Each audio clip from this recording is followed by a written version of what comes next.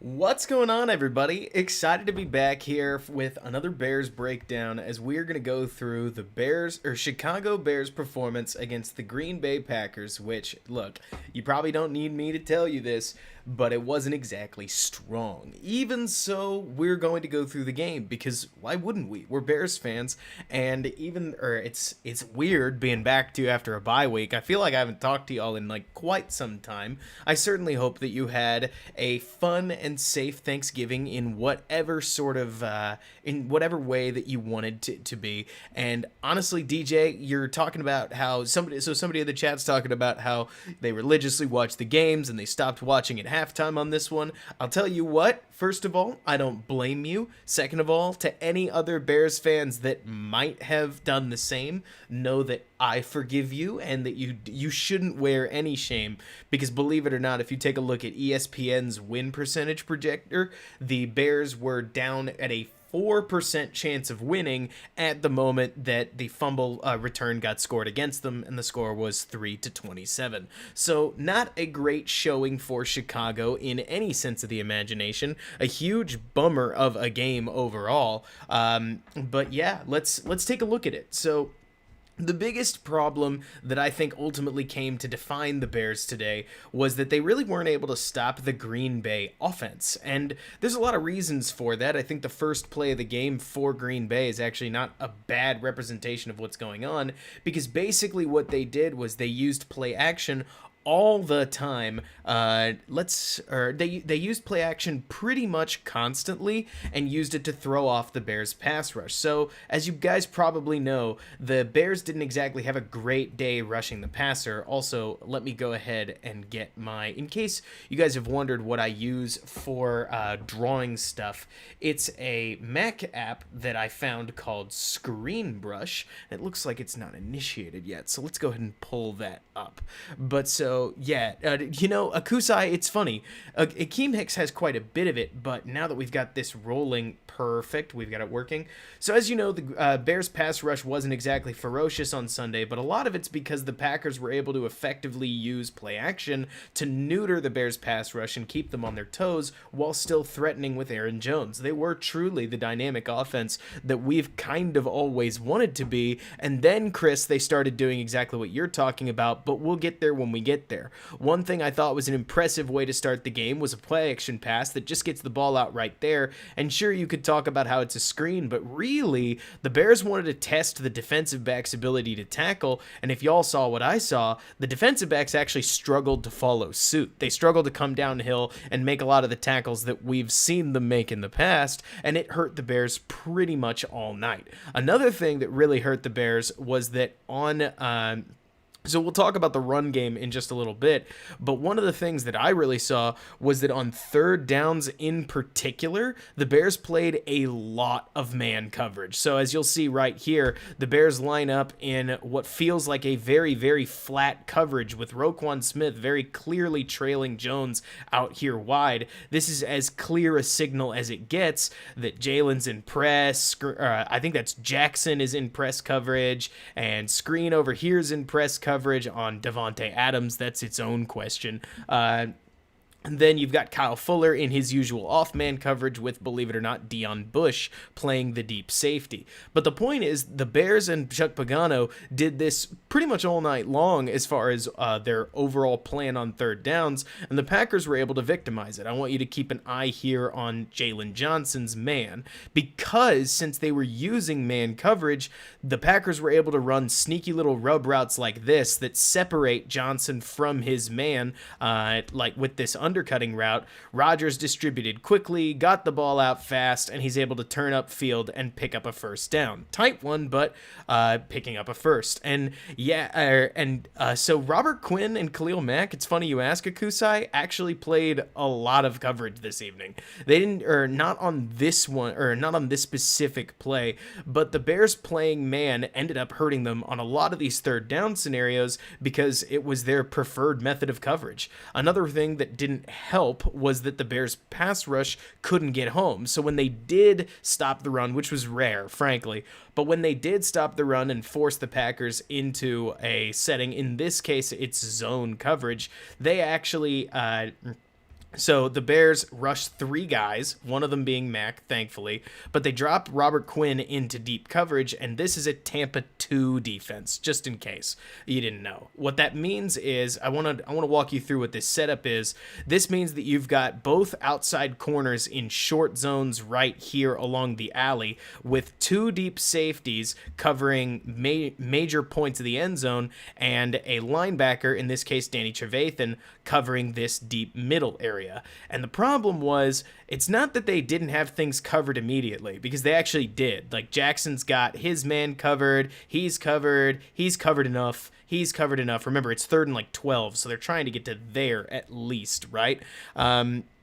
But so that what really hurt here is that Rodgers had, I think it was 6 seconds to make this play to Davante Adams, which there's just about no defense in the NFL that, at least against Aaron Rodgers, can give up this kind of time and still succeed in a coverage setting. I know that Danny Trevathan got hung out to dry. He did in many cases, and we'll go through exactly how that happened, because I think it's worth talking about. But like you're talking about, DJ, you can't give Aaron Rodgers time in the pocket.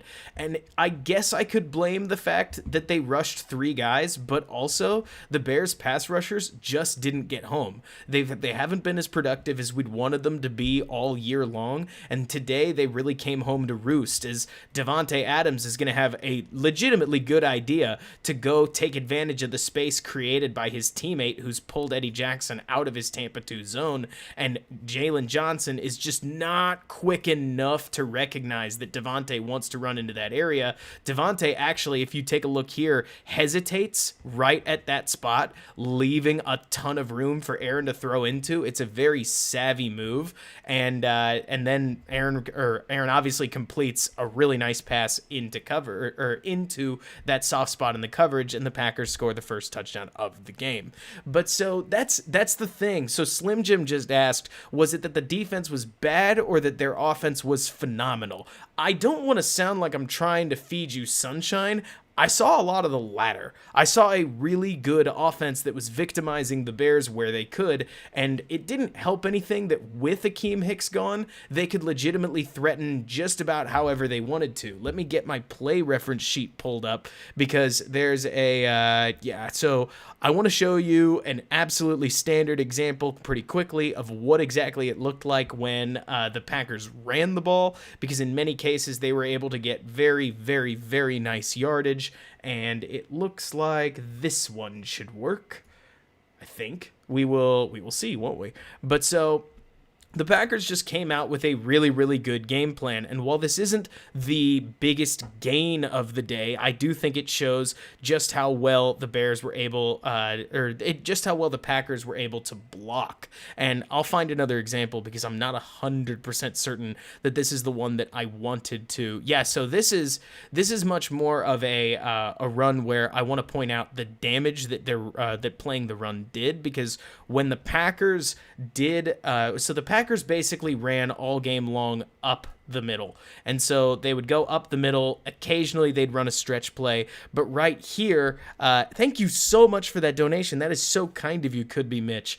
One thing that I found really impressive was that at some point the Bears started cheating inside. You can see Buster Skrine here, who ought to be covering this outside lane. And Skrine, by the way, did not have a very good day. He cheats inside, and as soon as Aaron Jones sees that, he's going to take what should be an inside handoff with Danny Trevathan sitting in the lane and bounce it directly out. See, check that out. He's going to go straight for the sidelines. Mack can't get there even though he beat his man, and Jones is able to turn what ought to be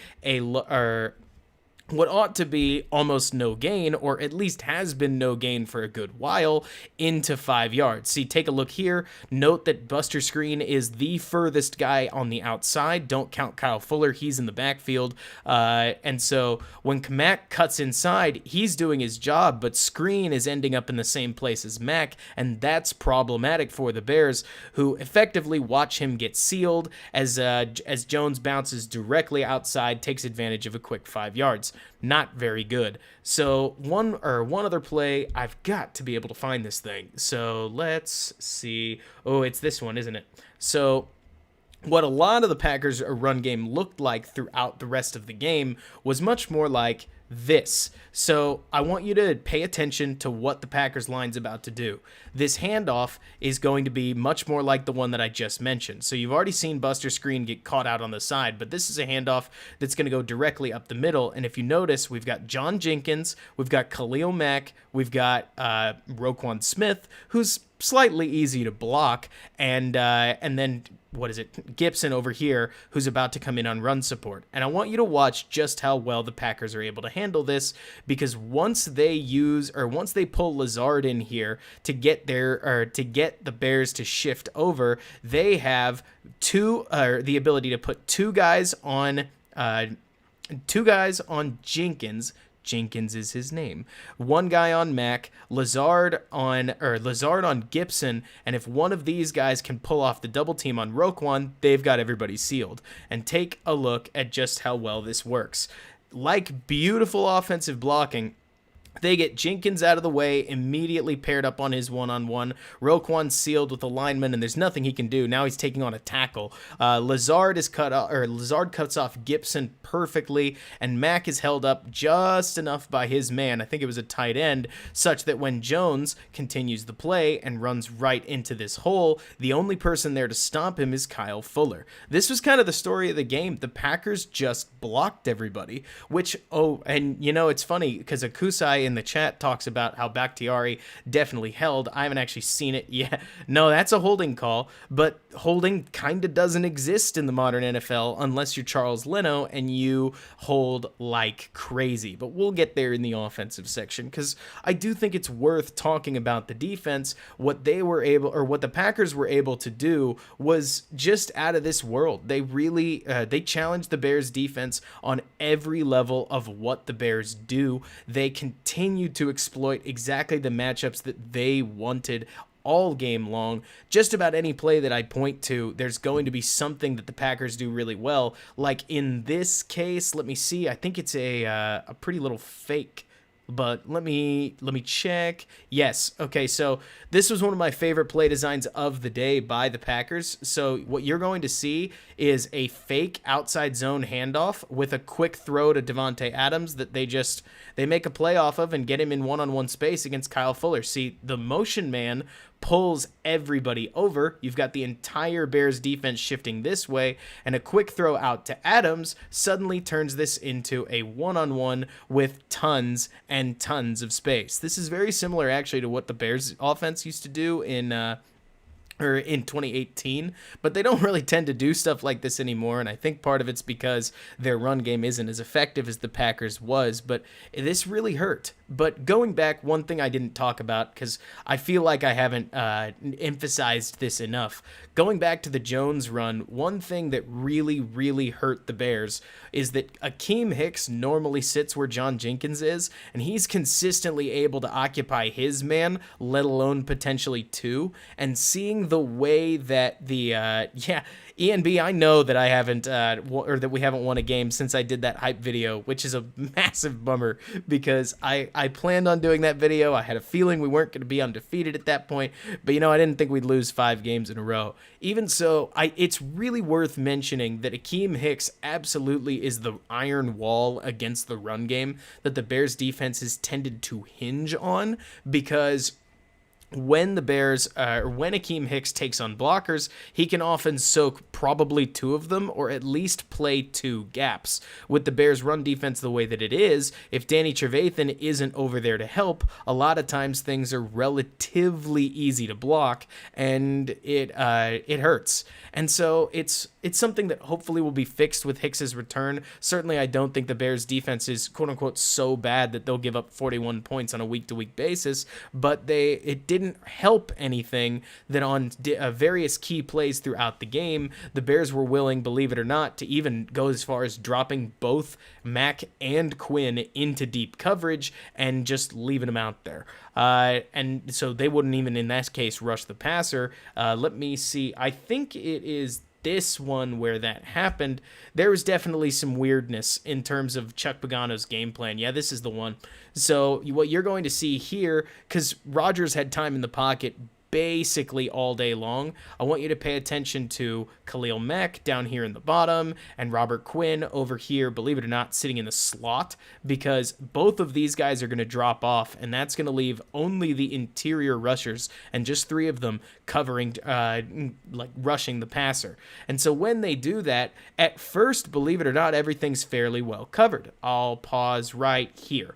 So Buster Screens on his man, Kyle Fuller and Jalen Johnson have the deep droppers. Even Devontae Adams is covered by Robert Quinn. Everything's good at first, right? It's solid. With the problem here being that this only works if one of these 3 guys was able to get home. If they aren't able to get home, if they're not able to pressure Rodgers, he can just sit and wait. And eventually, I want you to keep your eye here on number 19. Dropping Mack into coverage is going to reap exactly what you sow, because 19 beats Mack across his face there in the middle, and Rodgers makes a play, throws the ball out to him, he turns it upfield and does what solid players in space do, breaks a tackle from none other than Robert Quinn, and picks up 15 yards on first down. A lot of this comes from Chuck Pagano trying to find creative ways to counter the Packers' empty set. This is what really killed the Bears, believe it or not, because with Jones on the field, they still had to leave Danny Trevathan in the game. In this case, I actually think this is a rare snap where he's out. But Pagano's trying to find ways to fluster Rodgers and keep the Bears out of the man situations that have been killing them up to this point. Of course, that doesn't work, because I want you to watch this play live and get a sense for just how long Rodgers had in the pocket. He gets a while. He had 6 seconds on the play that we showed earlier. In this case, he's got about 4.5, but it's fairly easy. And like you're saying, DJ, it's not a matchup that you want, having Equanimeous St. Brown against Khalil Mack in coverage, but it's the matchup that Chuck Pagano leaned into, because he just didn't really have an answer for the Packers' run game and the Packers' play action game and the Packers' man matchups, so he had to go to zone somewhere and tried to get crafty by dropping 8 into coverage as often as he could, but when he did that, the Bears' pass rush just couldn't match what the Packers were able to block, and Rodgers had all the time in the world. I don't think that there's any pair of plays then that end up, actually I've got 3 for you, defining this game better than the 3 that I'm about to show you. And this is a nice reminder that you're neither as bad nor as good as your last game in any capacity. I want you to keep your eye on Khalil Mack here, because on this 3rd and 4, Mack should have torn the play open, but he just doesn't quite get there due to the way the Packers are playing. See, he beats his matchup immediately, but because Danny Trevathan misses that tackle, Aaron Rodgers, I'll slow it down here, is able to squeeze out 2 yards and avoid what would technically have been a sack. That's about as clean as you can beat a human being. Khalil Mack is not playing badly. That's something I need to make as abundantly clear as I can. Khalil Mack is a very, very good football player and is about as good as any edge rusher in the game right now, whether it's Myles Garrett, TJ Watt, anybody. Khalil Mack is playing really well. So why isn't he producing? Well, part of it's because of his teammates. In this case, Trevathan's going to allow Rodgers to step up because there is a step-up lane. Mario Edwards is kind of giving away contain, but also partially because edge rushing just isn't as easy. It's not quite as productive as it has been in the past. The league seems to be kind of shifting towards,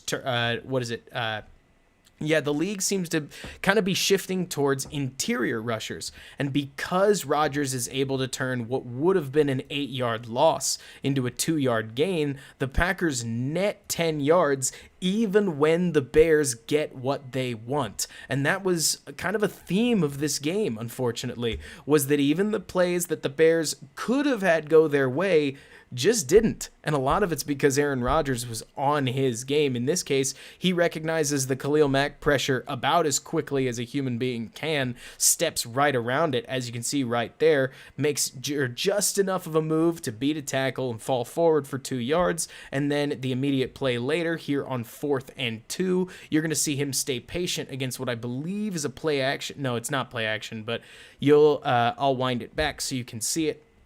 It's a really, unfortunately, nicely run play where, if memory serves, the running back over here is going to, gracious alive, mouse cursor, run across the field as the tight end circles across there. They're going to mesh at about this point with some over routes there, and Rodgers just stays patient. He knows he's got time in the pocket. The mesh happens over there with him he ends up freeing his man into this pocket of space, but Rodgers chooses instead to take his man in a one-on-one, and from there, Rodgers distributes, and the Packers pick up 14 yards on 4th and 2, which is a bummer. But so at this point, the Bears just kind of can't catch a break. Like, sure, some of it is that you could call some of it on holdings that aren't getting called. There's truth to that. But also, the Packers offense was just playing better than the Bears. And when Aaron Rodgers is out there in the middle of football games making plays like this, I just don't know what the solution is. Because even on this one, the Bears get exactly what they want in terms of a defensive matchup. This is a play-action pass in which immediately, normally the Packers have been scoring off this, but the Bears were able to defend it this time with Roquan Smith bearing down immediately on Rodgers. But then take a look at this. Like, Rodgers just makes a play with his feet and delivers to a wide open Allen Lazard that gets totally lost in coverage. Let's back this up and slow it down. The motion's going to pull the whole Bears defense over to this side, but Rodgers keeps the play alive with his feet, even as Roquan Smith immediately recognizes and comes after him, because Allen Lazard over here just gets lost in defensive coverage, and Rodgers steps back about 8 yards, looks like a player out of NFL Blitz from back in the day, and boom, I mean, he delivers. What do you do? Like, how do you defend this? And as much as as much as some folks might say at this point, like, sure, maybe somebody needs to keep their eye on Lazard. It's also an end zone play, and I get that with all the commotion and all the movement here on the Packers sideline to shift this way, there's a whole lot of eyes watching for who's going to cut back against the grain, because that's what the Packers had been doing up to this point. Lazard, who is right here, sets a pick for his man, and similar to the Gabriel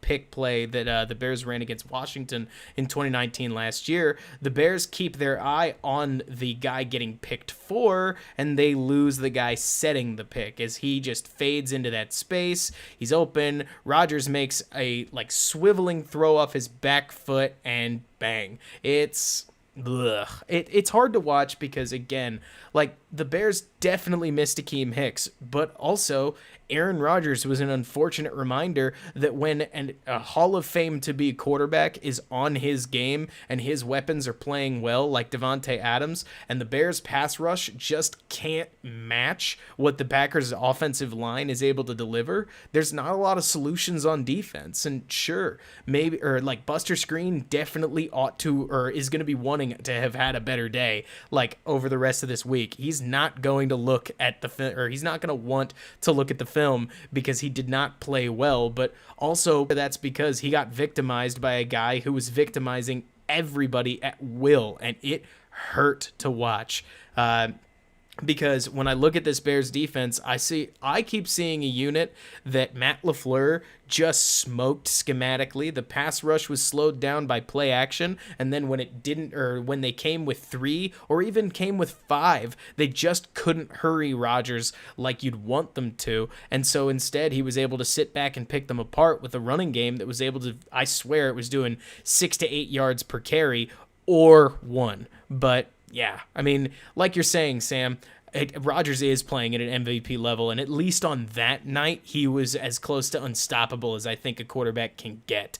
And Tom, you're not wrong. The defense kind of does go as Hicks goes. The biggest bummer about this, and the reason that I started out talking about defense instead of talking about offense like I know I usually do, is because I do think this set the tone for the team. I mean, as soon as the Packers were able to control the first 7.5 minutes and ended up in the end zone, what are the Bears going to do? Was the Bears' plan really to win a shootout with Green Bay? Because I think we can all agree that the Bears' offense isn't exactly shootout material, and as we saw throughout the rest of the game, they're not.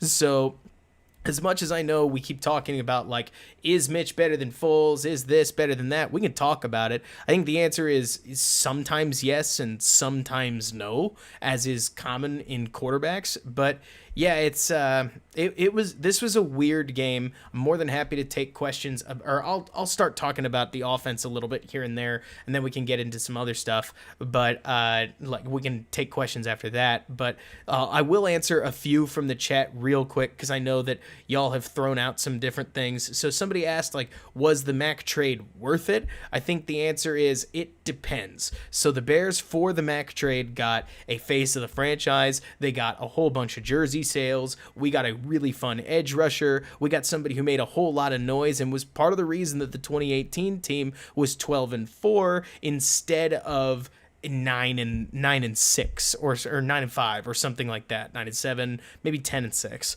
But what it cost us was the ability to basically recover from what happened with Mitch, which is a bummer because when Mitch didn't end up panning out, the Bears were missing the first round picks that they would have needed to either draft a quarterback or draft a tackle and invest in their offensive line or do this or do that.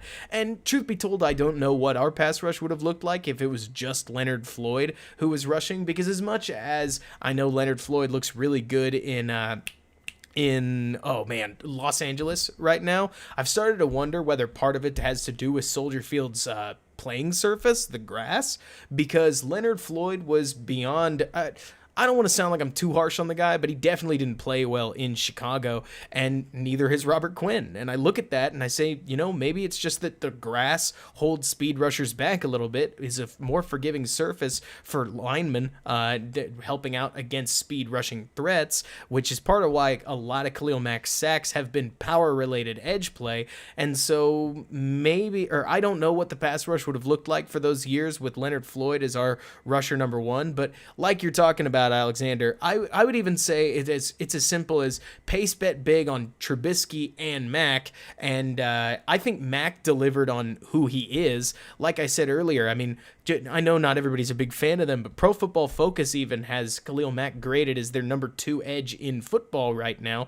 I think he's playing really good ball, but edge rushers don't dominate games like we're accustomed to them doing in the past, at least based on what I've seen this year. The offensive holding calls haven't helped anything, but yeah, that's something that I've seen in terms of the Mack trade. We've probably not quite gotten what we paid for, but that's because we paid a ton of money. We've gotten an incredibly good edge rusher. He's just one piece of the defense, and you need to be able to cover now and a whole bunch of other things. So iGhost, you talked about Mustafa. So I'll tell you, or let's walk through the offense, and then we'll go through that. But yeah, Sam, like you're talking about, Floyd was never like a bad player, but he definitely wasn't a very good pass rusher. Anyways, let's get to this. So the Bears' offense was the word I keep coming back to is it's somewhere between I'll go with complicated, because as far as how to describe it, somebody said it in the comments just now, Dylan Kelly,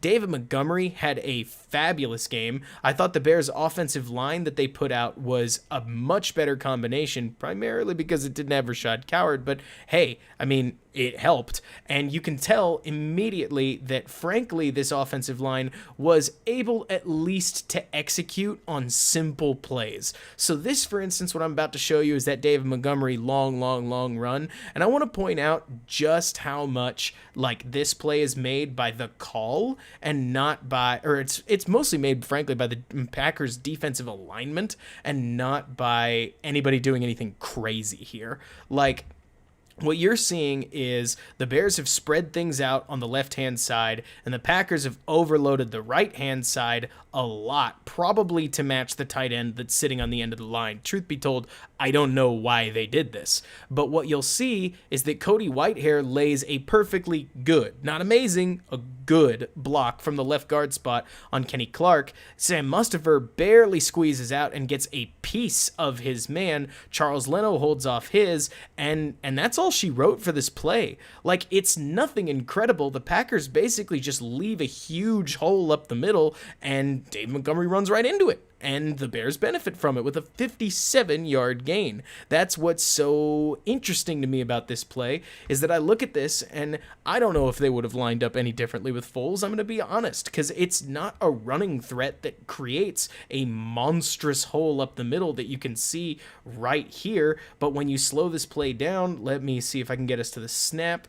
Whitehair is going to make his block. Mustipher is going to get out there, tag up his man. Leno holds his guy back just enough, and from there, that really is all she wrote. There's nothing that David Montgomery and whatnot does that's incredible. But like you're saying, Derek, I mean, the bright side here is not the 57-yard gain. Like, that's great, you know? The bright side is that what we have seen this season is that we've seen guys in the situation that Whitehair's in right here not be able to make this block. And that was a bright side, is that at least the Bears did the basic thing and were then able to benefit from it with really solid play from in this case, the running back, who just shoots straight up the middle. He also makes a nice little stiff arm right here to keep the play alive and picks up another, 20-ish yards after that. But as far as whether, honestly, Supreme, I think there's a decent chance Cohen does get into the end zone. Like, he might have rocketed all the way in there because he's a little faster than Montgomery, but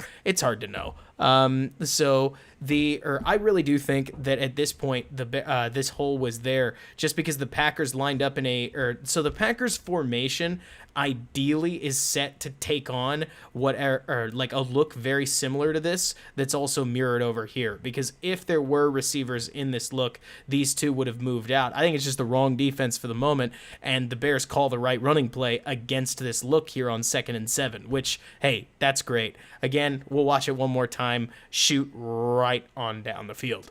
The trouble for the Bears is that they weren't really able to do just about anything consistent, and I think we all saw that the Bears were able to string together quite a few string together is a weird word. The Bears offense was sputtery once again. It would do something, and then it would fail to do something, and then it would do something else. I hope that makes sense. Where the next immediate play, what you're about to see is a very standard Bears running play, right? So in this case, whatever happened, the Bears should have had a check to probably get out of this, because what you're about to see is that the Bears are going to run with 1, 2, 3, 4, 5, 6 guys into a 1, 2, 3, 4, 5, 6, 7-man box, and it's not going to go well. So in this play in particular, Kenny Clark up front, you'll see, let's just go straight to the tight format, or to the tight window. So in this moment, what needs to happen to make this play possible is that Leno needs to lock up Zadarius Smith. Kenny Clark needs to get moved and turned into a one-on-one blocker against Sam Mustipher. That's going to be a tough one. And then Whitehair needs to get out and block this linebacker before this guy comes in and makes the play, because Alex Bars is going to seal this guy off. And he actually does that decently here. So Bars gets to his spot. Let's pause right here. Bars gets to his spot and he seals the guy off. This linebacker is free. He's the reason the Bears probably should have checked out of this running play, but I think it's important to look at this anyways. So that means the Bears are on the clock and Montgomery has to get this way to avoid that player. Mustipher can't quite reach block Kenny Clark, and that's not exactly like a negative on Mustipher's part. It would be an extremely difficult block, but what it really means is that Whitehair isn't able to get out and block this linebacker cleanly.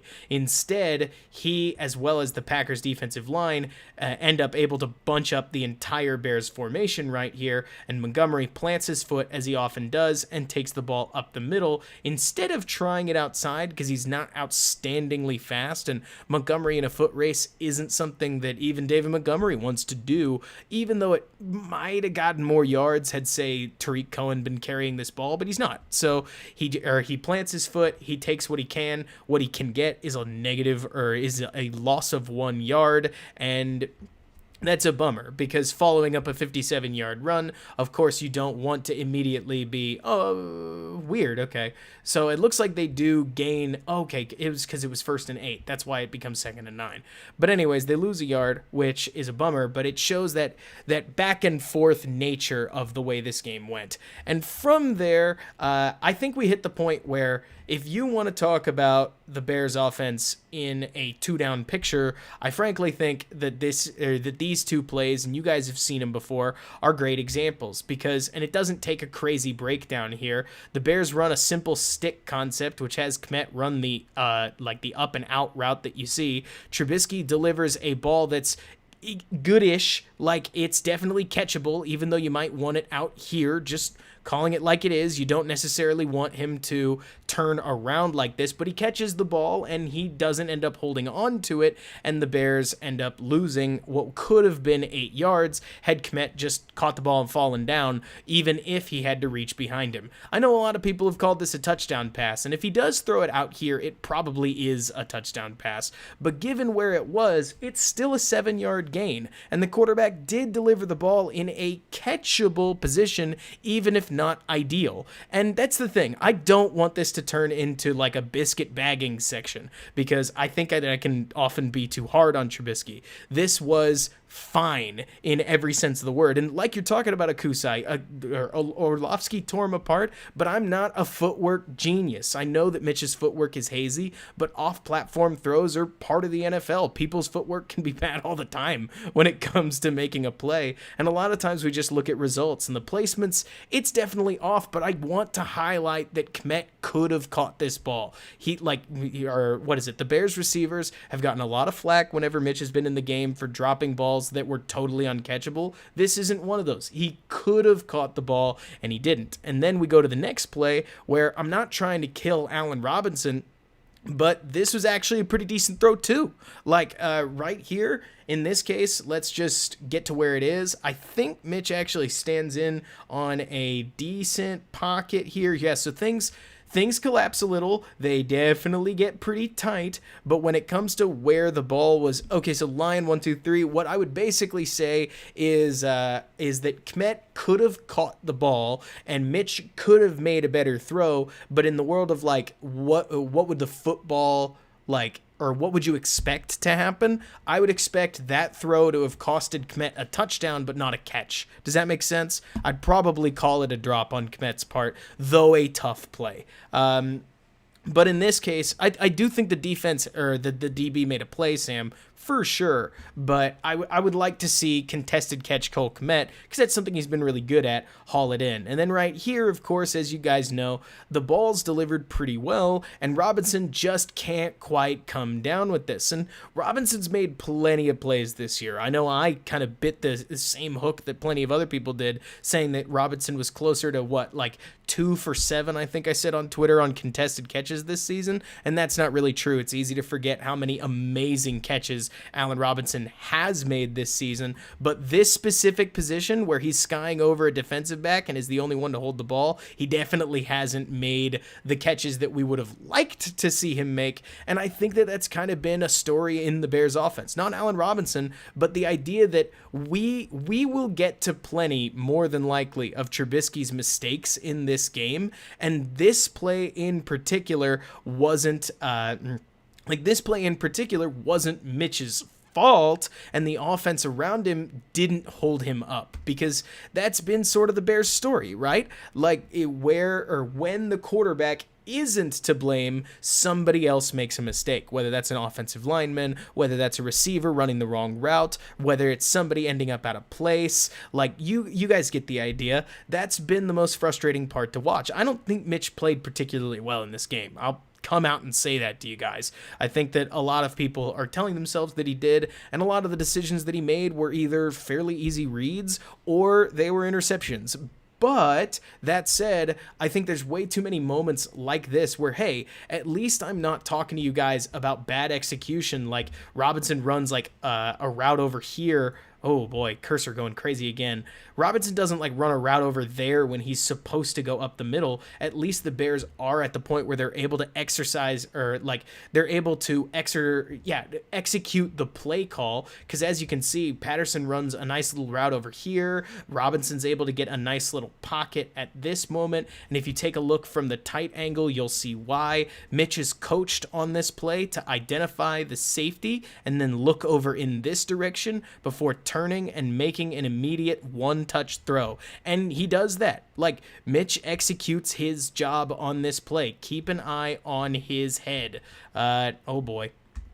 And I immediately let that happen too fast. So let's get the snap and I will show you. So if you watch this play, Mitch is going to ID the linebacker. He's immediately going to check to his right, and then he turns back, sets, and throws. We'll show it one more time because it happens pretty quick, but he does take a nice little glance in this direction that I think is worth noticing because he's executing his part of the play call right there. He's at that point, he's just wrapped up that little look, and that holds the linebackers just enough to open up Robinson in space, who, as soon as he turns and sets his feet, they start retreating in that direction, but they're not there quick enough, and it opens up a window to catch it. And this has been the Bears story, right? Whether it's been Nick Foles or whether it's been Mitch Trubisky, a lot of it has been that when the quarterback isn't the problem, somebody else is. And it's a bummer to watch, and hopefully things can get fixed at this point. Maybe they just need to win one game somehow to patch things up. But you guys know, because you've been, or for those of you who have been with me since I started talking about things in the Giants game, since the Atlanta game where Mitch got subbed out for Nick Foles, where I started talking about how the offense is going to come along. The offense is going to come along. We know it didn't. We know that the execution continued to flag all the way up until the point where Foles got hurt, and we reset the whole, or we put Mitch back in to kind of reset the whole thing. We've switched play callers. We've done just about everything. But it's not turned into what we want it to be. It's a bummer to watch. And where I think people can get a little confused, just to call it like it is, right? So making a throw downfield on play action, like just again calling it like it is. Are we all on the same page here? Nick Foles has done this too. Like making a single read throw in play action. Nick Foles has done a ton of this, but dadgum if Mitch Trubisky doesn't look really pretty when he does it. Like, I get it. I was watching this game thinking the same thing that a lot of y'all were. Then when Mitch stands there in the pocket like this, he looks like a quarterback. And when he flicks his wrist and that foot pops up and the ball slaps right into his receiver's hands, like, it looks good. I get why Trubisky is as easy to cheer for as he is, because when he is moving and when he is making a nice little play, it looks better than when the lanky guy from Arizona makes it himself. Like, I get it. I'm not even trying to be super pro Foles here, but a one-read play action, it's not that difficult to operate, but man, does Mitch just give you a little bit extra confidence. Robinson doesn't need to leave his feet, but I think the ball's in a low enough position that he sort of just leans over and catches it that way to just ensure the catch, because on a 2nd and 20, I think it is, you definitely want to come down with the yards, and actually the ball may have been tipped, but maybe it just wobbled a little bit. The trouble, of course, is that, okay, do y'all want to watch like the first interception or like the next interception? Because this one, it's so tough, because Mitch really only does one thing wrong, and that's that he locks onto his receiver, but also it's a shot play. And the guys that I've talked to, because I try to get a sense for like what should the quarterback do in this setting, because when I watch this play, I'll tell you what I see. I see personally that, well, so here's the thing. Tom, you're talking about like that whether Foles plays nearly as well as Trubisky, but just remember that like Mitch Trubisky had 112 yards and a 38 passer rating until the game was well out of hand at 10-41, and that doesn't even include the sack fumble that ended up going back the other way. So as much as I get that you're saying Mitch played well, he didn't, at least statistically. And so when you see a play like this, the biggest problem here is that right after the play action, the biggest problem is that Mooney doesn't beat his man. Like this route, I'm not 100% sure what Mooney does need to do, but what I can definitely tell you is that if you watch them, the shot isn't open because Mooney's covered the entire time. Now, where Mitch probably could have done a little better here is that he doesn't hold the safety with his eyes. This is the only real mistake of this play. It's not the throw's placement. It's the fact that Mitch is staring at Darnell Mooney from from the moment that he turns around, when if he'd looked over in this direction, he might have pulled Darnell away from the play and made it a one-on-one. Instead, he stares at Mooney long enough that Savage is able to recover, and he turns around and goes and makes a catch. You'll notice it's not Mooney's man that hauls this ball in. It's the safety. And so if he had pulled, sorry for that stammer, the safety back out into this region with his eyes, he might have fallen harmlessly to the turf and the Bears' drive would have kept going. Instead, of course, he recovers and makes the play. I would think you're supposed to check down. And that's the funny thing, Reinhardt. Sometimes you don't need to have a route out there on the left. You just need to convince him that one is going to be there. It's as simple as, even if you look in this direction, you may be able to bait the safety into thinking that Mooney is going to cut in that direction. But instead, because he looks at the receiver, especially because he sets his feet back in the direction to make that throw, it becomes clear to Savage, as you'll see, he turns around and goes back to make the play, never fully committing to that left side. He stays fully in the picture, and at this point, you've already got problems. And this is definitely a little more ticky-tack than the Miller one. Though if it was me, Allen Robinson's route isn't really in play. It's the fact that David Montgomery ends up with a ton of space on the check down. But I also know that every time you start begging for check downs, you end up kind of creating your own problem, because then a guy like Nick Foles or Chase Daniel comes in, throws check downs the whole time, and you go, yay, now our offense still didn't really move. So you get the idea. But either way, it's not ideal, or this isn't an ideal interception. But even moreover, it came at the wrong time, and I think we can all agree that the biggest problem with this is, like somebody said, that with Mitch Trubisky, more often than not, you get some plays that they look really, really good. Like the what is it? Is this the drive that had the scramble in it? Because he has no. That's a little further down. Like Mitch at various points was able to make little plays here and there that were awfully nice. But then you had the other issues that peppered in with the rest of the good that seemed to hold the offense back. Like, for instance, one that I throw out just because I don't know how this is as problematic as is, but at one point they even blow a mesh point. And DJ, you better believe they scored a touchdown. The Packers didn't get stopped until the second half. But yeah, exactly. Like you're saying, Tyler, my opinion is exactly that. You don't always have to check down, but that was a play where you probably don't want to rip the shot off. But that's just me. I don't know how the Bears blew a mesh point here, but I know that this is something where I remember when I saw it, I was like, goodness gracious, I can't believe this.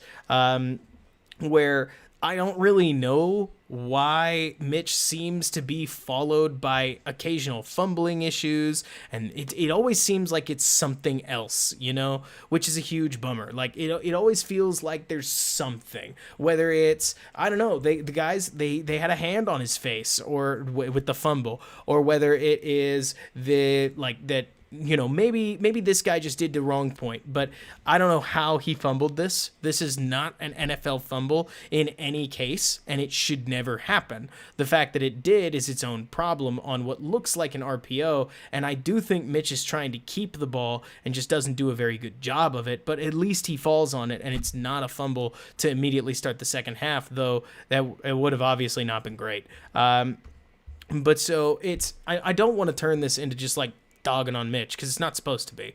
I really think Mitch had some solid plays here and there, like this 1st and 13, where I think, if memory serves, he's able to hit Allen Robinson on a nice little quick action, fakes to his right, and immediately just works back the other way for a nice little 13-yard gain, fits it right into a neat little window, and Robinson takes it, falls forward pretty quickly.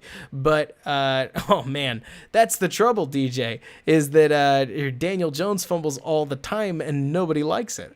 But yeah, so Nick or N. Whittington, I assume it's N. Whittington, but I think that's probably the best way to put it, that Mitch held the ball in the mesh point a little too long, and David Montgomery probably thought, hey, I should grab this thing. But on these quick hitters, on basically, let me put it this way, because this is where I think the Mitch, like, you can define Mitch at his best.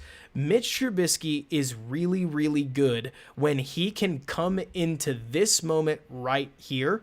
This one. Before the snap, right before the ball comes, right?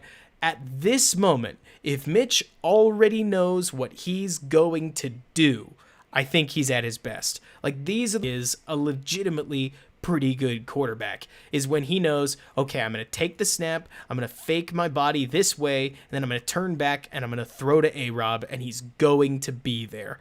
When he has to think through what's going on, I think he struggles a lot more. When he has to think on his feet and just make a play, whatever you want to call it, I think that he can struggle a lot more than at his other times. But on these moments, I've seen Trubisky think that he in particular starts to really settle down and look like the quarterback that you wanted him to be at number 2 overall. The trouble is that quarterback can't be all predetermined. If it was, a lot of different people would be able to play it, and they can't. A lot of it is about thinking on your feet, making quick decisions, being decisive, and that's where Mitch struggles over the course of an entire game, because like you're talking about, I think it just starts to creep up on him after a little while. I think the fumble's a weird one, by the way, because I remember when I first watched it, like, let's go over this. So first of all, the sack isn't his fault. Like, let's just call a spade here. What you're about to see in the end, from the end zone itself, this part, like him getting hit, he doesn't do anything wrong. I don't know what he would have done. Maybe if he had stepped forward immediately, he could have gotten out of this. But that Cody Whitehair just gets destroyed from the left guard spot. Nick, that's great to hear. I saw your comment. And he gets pinched in there with Jermaine Ifedi. And from there, there are a lot of hands on his face. Like, when I first immediately saw this, I know I saw like the replay and I thought, I think Bears fans just want to see. Dang it. It's a bummer to hear that the stream keeps going in and out. I set my internet up for this every dadgum night. Hopefully we're back. Let me know when we're back and I'll keep. So, not a bad time to get water, I guess.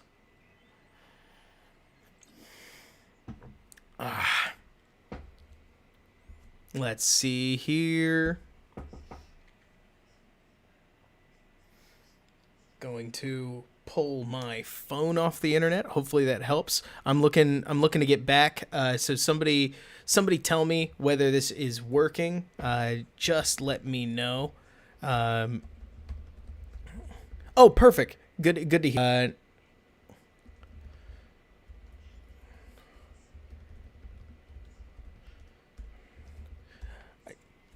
Well, that's good. How weird. At some point, I will definitely do what I can to take a better look at this. But anyways, so getting back to this specific play, and I'm sorry for the quality. I wish this was better.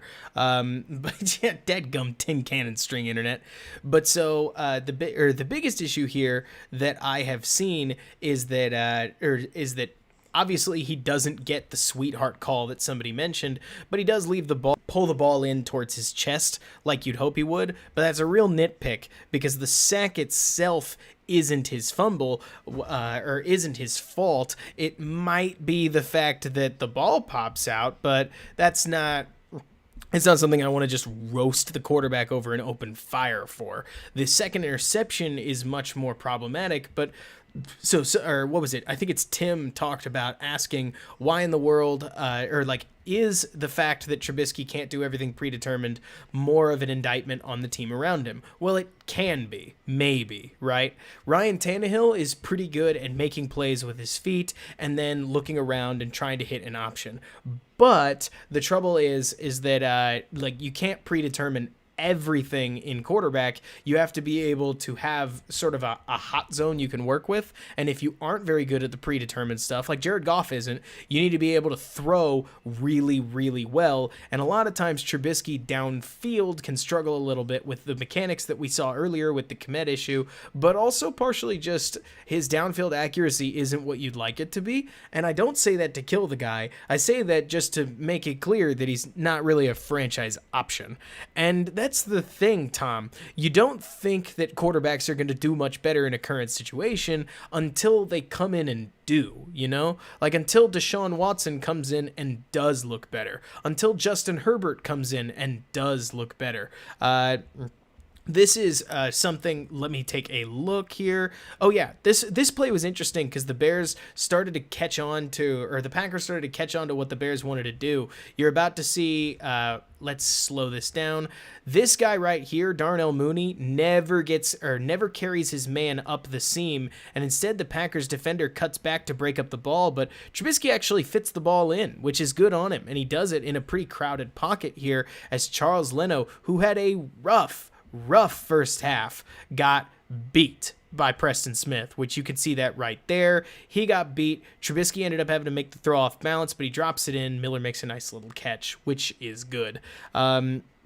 But so yes, and Sam, they totally do. In many cases, they do have nice receiving core, and it's a good question on how good the Bears receiving core really is. I certainly think Darnell Mooney's quite a nice little player, as is Allen Robinson. But even so, I mean, I'm not about to be crazy, but like there are tons of cases, like you're saying, Jimmy, where the goes to the wrong team and gets absolutely blasted. But I don't necessarily think that absolves Mitch Trubisky because of the things that he can control, like taking a look at Anthony Miller running into triple coverage, we'll get to that in a second, and throwing it to him anyways instead of looking at Allen Robinson across the way. It's let's see. I do think that like the Bears receivers aren't bad, but I'm surprised that they didn't invest in their offensive line more.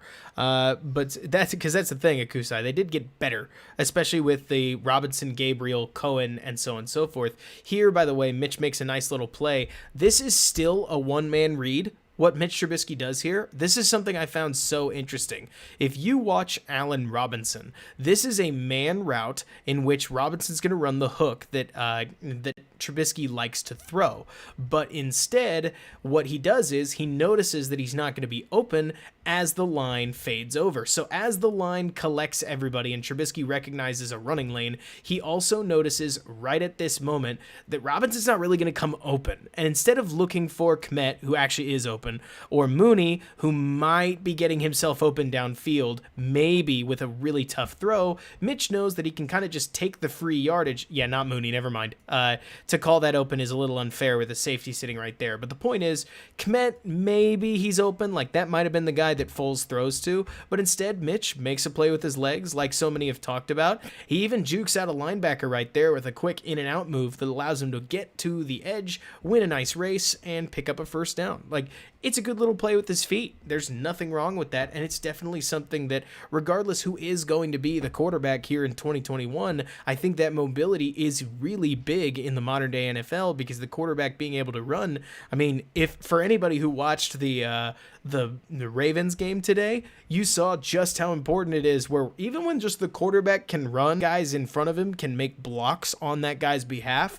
The decayed state of Robert Griffin III was still able to produce for the Ravens, not like super well, but at least a little better than nothing per se. And you pair that with a solid throwing quarterback, and it ends up working out really well for you, or at least I think it can. The trouble is that here in year 4, Trubisky's not able to overcome this moment. And I've beaten around the bush enough, so I'll just address it now, and we'll get there. Like, I thought that this was one of the more chilling pictures that we saw that night, because Mitch, who actually has a pretty decent pocket, is going to throw to Anthony Miller anyways, despite triple coverage, and actually the worst part isn't the throw. In theory, Mitch could actually get this ball into where Miller's going. Like, that's not the issue. The issue is that he takes this gamble and then underthrows it, right? And not to mention it looks like the Packers guy did have it over the top, so the triple coverage part really matters with Allen Robinson sitting right here in single coverage. Not good. This is the part where I don't know what to do. Like, obviously the answer is get ready for life without Mitch, because this doesn't work. Like, you can't work around this, and you can't just teach him out of it here in year 4. Like, this is who he is kind of territory, where occasionally, and certainly apparently against the Packers, he's just going to lob this thing in there. And Hollywood, what's up? Good to see you. This is a play that you absolutely cannot have from a quarterback. It's a simple play too. Like, it's I don't actually know what the action itself is called, but basically Miller is running exactly the route that you know he is running to open up Robinson on a dig underneath, but instead Mitch doesn't move off the dig, wants that crossing route really, really badly, and is not able to make the throw, and doesn't make the dig throw to Robinson, ends up, of course, getting the ball picked off. And at that point, the Packers immediately responded with another beautiful play that I'm sure we all saw, and it's like, yikes. I don't know, Hollywood, why he says that, but for crying out loud, the other day he Joseph, is it actually called target lock, or are you making a joke? Because he sure did lock on. But here in this other play, or like immediately after that, the Packers punish the Bears with this play right here where, you know what, I'll just show the play. Obviously, we all saw it. Beautiful play action completion for a touchdown. And when you go back and watch, it's everything that made the Packers so good, right? So what happens here is that the Packers start out with play action, and they're going to, by the looks of it, because they've been doing this all night, try to roll Davante Adams into open space behind the Bears defensive line, and see if they can't get Rodgers on the move and throwing to him against the grain. I don't know, Ghost, why they kept dropping him into coverage, but so what happens here is that Fuller has his eyes on Davante Adams. The linebacker right here has his eyes on Davante Adams. Eddie Jackson has his eyes on Robert. But if you watch Robert Tonyan, he started with a vertical route, and he's starting to bend this way, right? So it looks like everything's going just like Eddie would want it to. Step forward and try to pick off this throwing lane so that Rodgers can't make the throw over there. But then that's where Green Bay is going to catch Eddie Jackson, because immediately after that, Tonyan, once he sees Jackson where he's at, is going to shear that route back against the grain, and oh man, like, this is perfectly done. It catches Jackson completely off guard. Once again, Roquan Smith's actually in the he's in the like zone of the play, ready to try to harass Rodgers, but Rodgers plants his feet and releases the ball so quickly that it just doesn't affect him as he gets the ball downfield to immediately hurt the Bears for the turnover. And I gotta be honest, guys, at this point, personal opinion, game's over. Like, I understand that the Packers even get one more touchdown just to add insult to injury, but at this point it's what, 10-35? Like, the Packers are rolling. The Bears don't get much here on the rest of their drives. Like, this was, to me, the nail in the coffin if it hadn't been planted already. And it sucked to watch, because what really hurts about this is that the plays that led up to it were nothing insane. Just a couple of running plays where the Packers were able to continue to move the ball, like you can see. But so let's see, right? Or what are we saying is the worst in the NFL? Oh, I don't know about that. Like, maybe if he's in the worst in the NFL, it's purely because you're not counting interim coaches. I actually think that you can't take away the fact that Nagy's put together some game plans that are the only reason we've won games. And I don't mean that just like any game plan. I mean, like, it's been tough for the Bears over the last 3 years to win off of raw talent, but the last, 5-8 weeks, like, I've been disparaging him too, because there's not a whole lot of ability to defend Matt Nagy right now, given the state of the offense's execution. Like, it's it's a bad situation. Chris, that's the trouble, right? So if you really believe that, so Chris has said a 7-point lead against the Bears offense feels insurmountable against this point, which if that's the case, then the game felt over the instant Green Bay scored their first touchdown, which sucks. But it kind of felt like it might have been. And yeah, Kusai, I was worried about that too, the game being over right after the sack or face mask sack fumble. And it kind of felt like it, which did not help anything because that was early in the game too. And I was really hoping we would get at least some Bears football. But so yeah, as you can see here, the Packers commit to running the ball. They get a first down. They get 1 yard here, and it sets up this idea that the Packers are trying to pound down the clock, right? Which is exactly how they end up in this setup where they're able to get a motion man across. The whole defense bites the fake just a little bit, and they punish the Bears immediately, as if to say, yeah, we know what we're doing. Our plan's going to work. And Rodgers was, like Khadijah just said in the comments, a bad man all night long and just killed us. I mean, obviously what I would do to get quarterback play of this level in Chicago, but it was just outstanding to watch, even as they are our hated rivals, because, I mean, we've been wanting this exact kind of offensive execution for so long that at least to see it and have an example was bananas. Oh, that's the thing, Derek.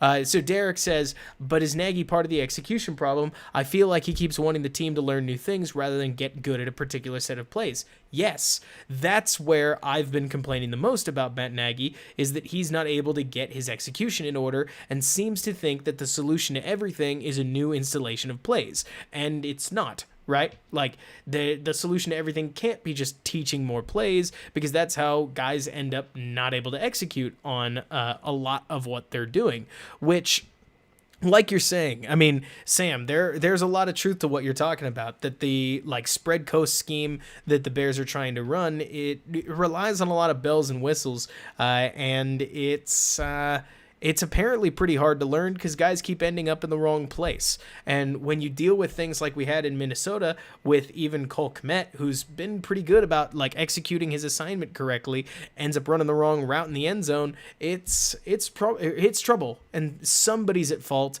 and I'm more than willing to lump Nagy in with that blame. When people say he's the worst coach in the NFL, maybe, but certainly this is a disaster, and I would never try to say it isn't. I've just watched the Bears so closely that I know that he's not good for nothing. It's a really bad year this year, and who knows? We don't 100% know what's going to happen here for the rest of the season. For crying out loud, I bet you right now Matt Nagy is telling the team that they can make the playoffs, assuming that they beat the Lions, the Lions, the Vikings, the Texans, and the Jaguars. That would make a 9-7 season, and it wouldn't be what's the word? It wouldn't be out of the question. But yeah, like you're talking about, Akusai, you talk about how Nagy's the anti-Reed with regard to bye weeks, and you're not wrong, because he's 0-7. Or Nagy's not 0-7. He's 0-3 because he's only had 3 bye weeks, and that's worse than anybody else in the NFL over that stretch. The Bears are the only team that is 0-7 over the last 7 bye weeks, by the way, which is not good. But so, yeah, at this point, what do y'all want me to talk about? Because I can talk about plenty of other stuff. We can go through the offensive line. I think Sam Mustipher, somebody asked earlier about Sam Mustipher. I think Mustipher looks to me like quality depth. And that's good, because Rashad Coward and Alex Bars, in my personal opinion, don't. I don't think Alex Bars is all that, or Alex Bars is like Sam Mustipher, but a little worse. So what Mustipher is really good at here is getting to his spot, and then from there, sometimes winning, but at least kind of blocking up what he's trying to do. Let me see. I've got a solid play that emphasizes, oh boy, let's see. It's got to be this. So this is a pair of plays that I think well cover what the Bears' offensive line looked like this evening, and it's up and down. So the Bears were able to make a block here and there, and then they couldn't. And so it's not that it was bad. I don't want to make too many sounds as if the Bears were terrible or there's nothing to cheer for. David Montgomery might have had his best game as a Bear, and that's saying something because he, as a receiver, was nothing short of awesome. Actually, we should go over some of what he did. But what the Bears running game was able to do is that the Packers defense doesn't set up well against the run like a whole lot of the time, right? Because look at this. It's another huge hole in the middle of their defense. So the Bears are going to run right into it. And as much as I'd love to say, like, the Bears offensive line smokes all their guys, you're going to see Alex Bars and Sam Mustipher tag team a guy who has no leverage at all. I think Cody Whitehair, Sam may actually help out with here. I'm going entirely off memory. Let's just watch the play. But the Bears are able to open this gap here as it looks like Whitehair 1v1 Zadarius Smith gets right out there to get in the way of this defensive back, and Montgomery very easy yards, like very easy. But also, a lot of that's because the offensive line was able to execute at that basic level that they haven't been able to handle yet. I mean, for crying out loud, what was it? Just a couple weeks ago in Tennessee, we were looking at Jermaine Ifedi completely whiff a block on a crucial 4th and 1 that at least this offensive line was able to handle. But it's funny. You talk about whiffed blocks. I want you to take a look at both Cody Whitehair and Alex Bars on this next play, and you'll actually see two more whiff blocks as both of them are going to end up on the ground on this 2-yard gain because the problems didn't completely disappear. Like just because the Bears' new offensive line had its good moments didn't mean it didn't have its strugglesome moments. And this 2-yard gain, hey, at least we gained 2 yards on a play where we blew a bunch of blocks. But it comes right off the back of the 9-yard gain. And I think that this is not a bad way to describe like the problem with the Bears running game in this one. Granted, it was 27-3. So what's your running game really going to do in that passing setting? But in a whole lot of cases, they were able to, they weren't quite as consistent as you'd want them to be. This is a nice little play like Darnell Mooney I wanted to highlight. He's able to make a, Tom, you talk about how the Bears are overrated. I don't know how you can overrate one of the worst offenses in football, but you do you, man. Joseph, you talk about how Whitehair has had a bad year, and you're not wrong. I think he definitely looked better and more comfortable at left guard, and the Bears are going to have to figure out what to do with James Daniels then, because I thought Daniels has looked nothing short of awesome, but Whitehair is being paid quite a bit of money, and you'd almost think that the guy with the contract comes first. Here's Darnell Mooney, like another close-up of him making a nice little play. I'm hoping that he's able to rebound. I actually like Mustipher, again, as a depth option. Like in the world of, if we cut Mustipher tomorrow, I think Mustipher probably gets picked up by another team pretty quickly because he's actually looked pretty solid. I think Mustipher has. Let me see if I can find some more plays here because he's been consistent. He's been reactive to stunts. He's done just about everything I could ask him to. Bars has a tendency to get like bullied, especially by bull rushers, very similar to Charles Leno. At least Leno's able to handle speed rushers and technical rushers a little better, but I'll be honest, guys, the Packers have some of the best anti-Leno rushers in the league, and it showed on this game. He definitely did not have a day that makes it easy for people like me who think he's average to below average because he got beat a lot, and this is not the game for me to try to defend him, so I'm not even going to try. But here's another nice little Mooney play.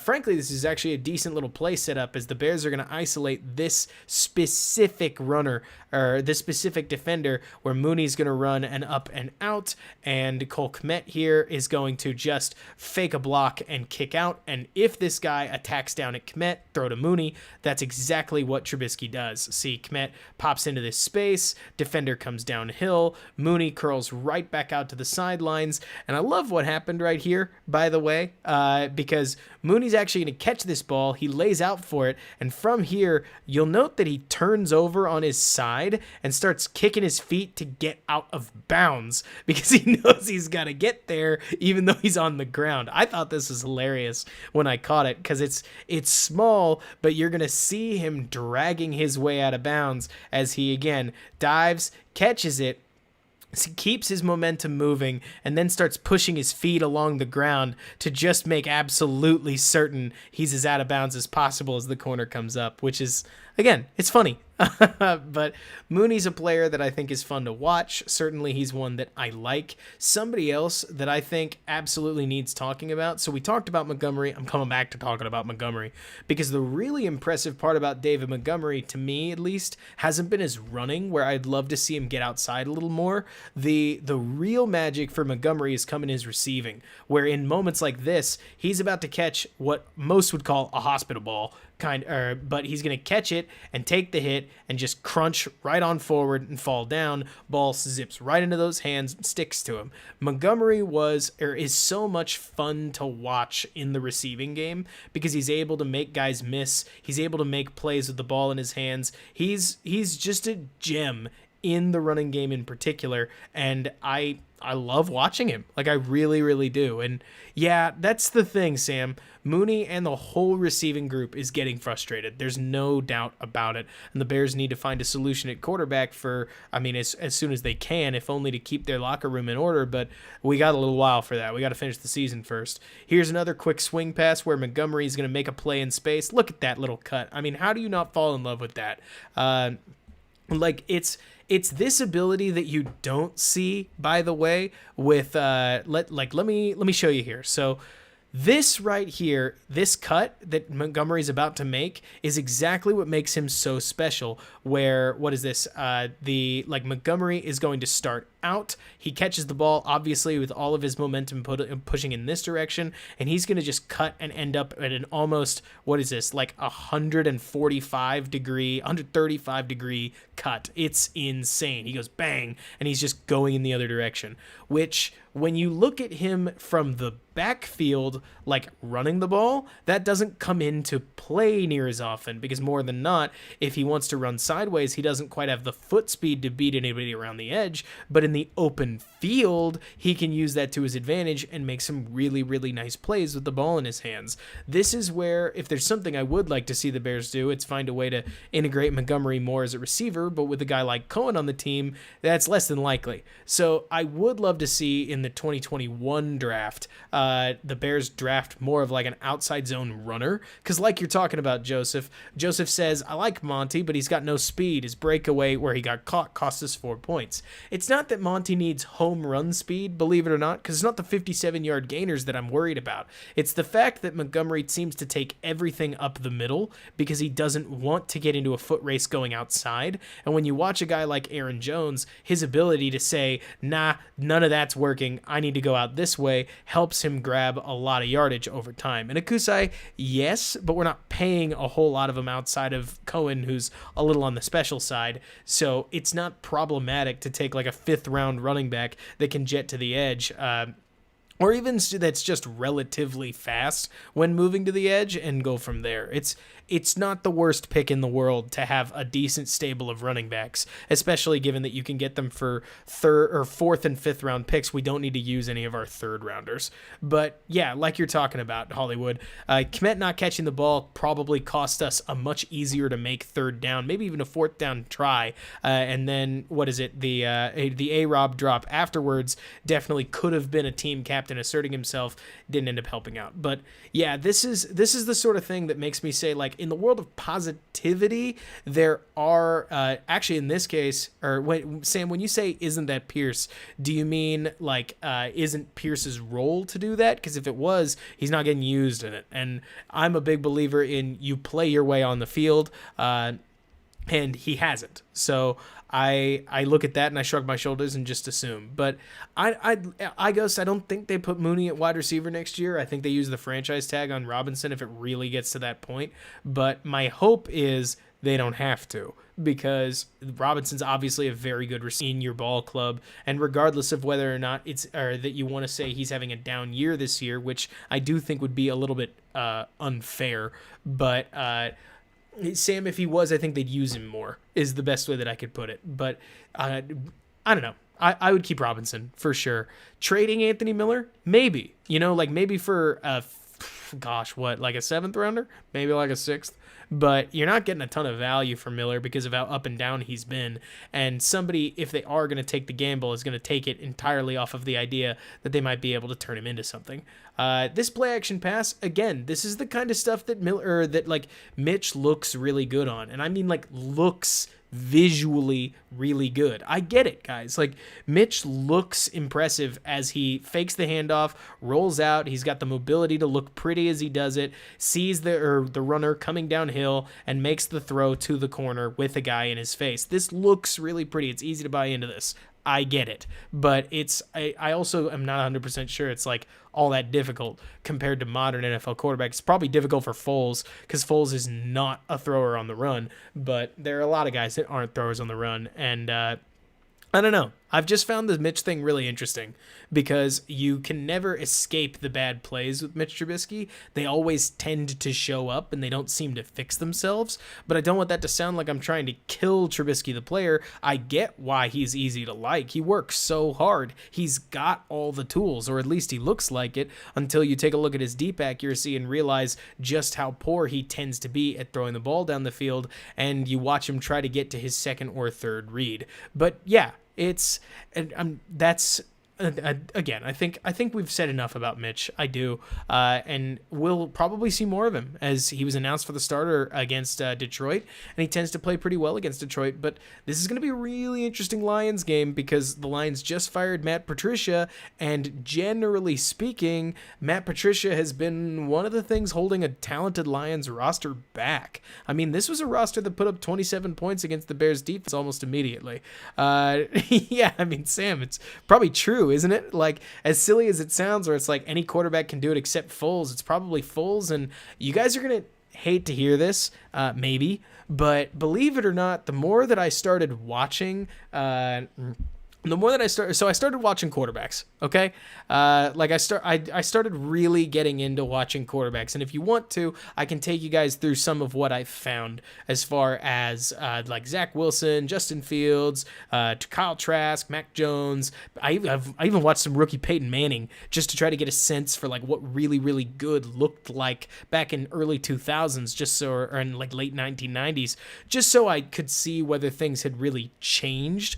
But what really interested me is I do actually think Kyle Trask fits on the Bears, and it's because I think Kyle Trask looks a lot like Nick Foles.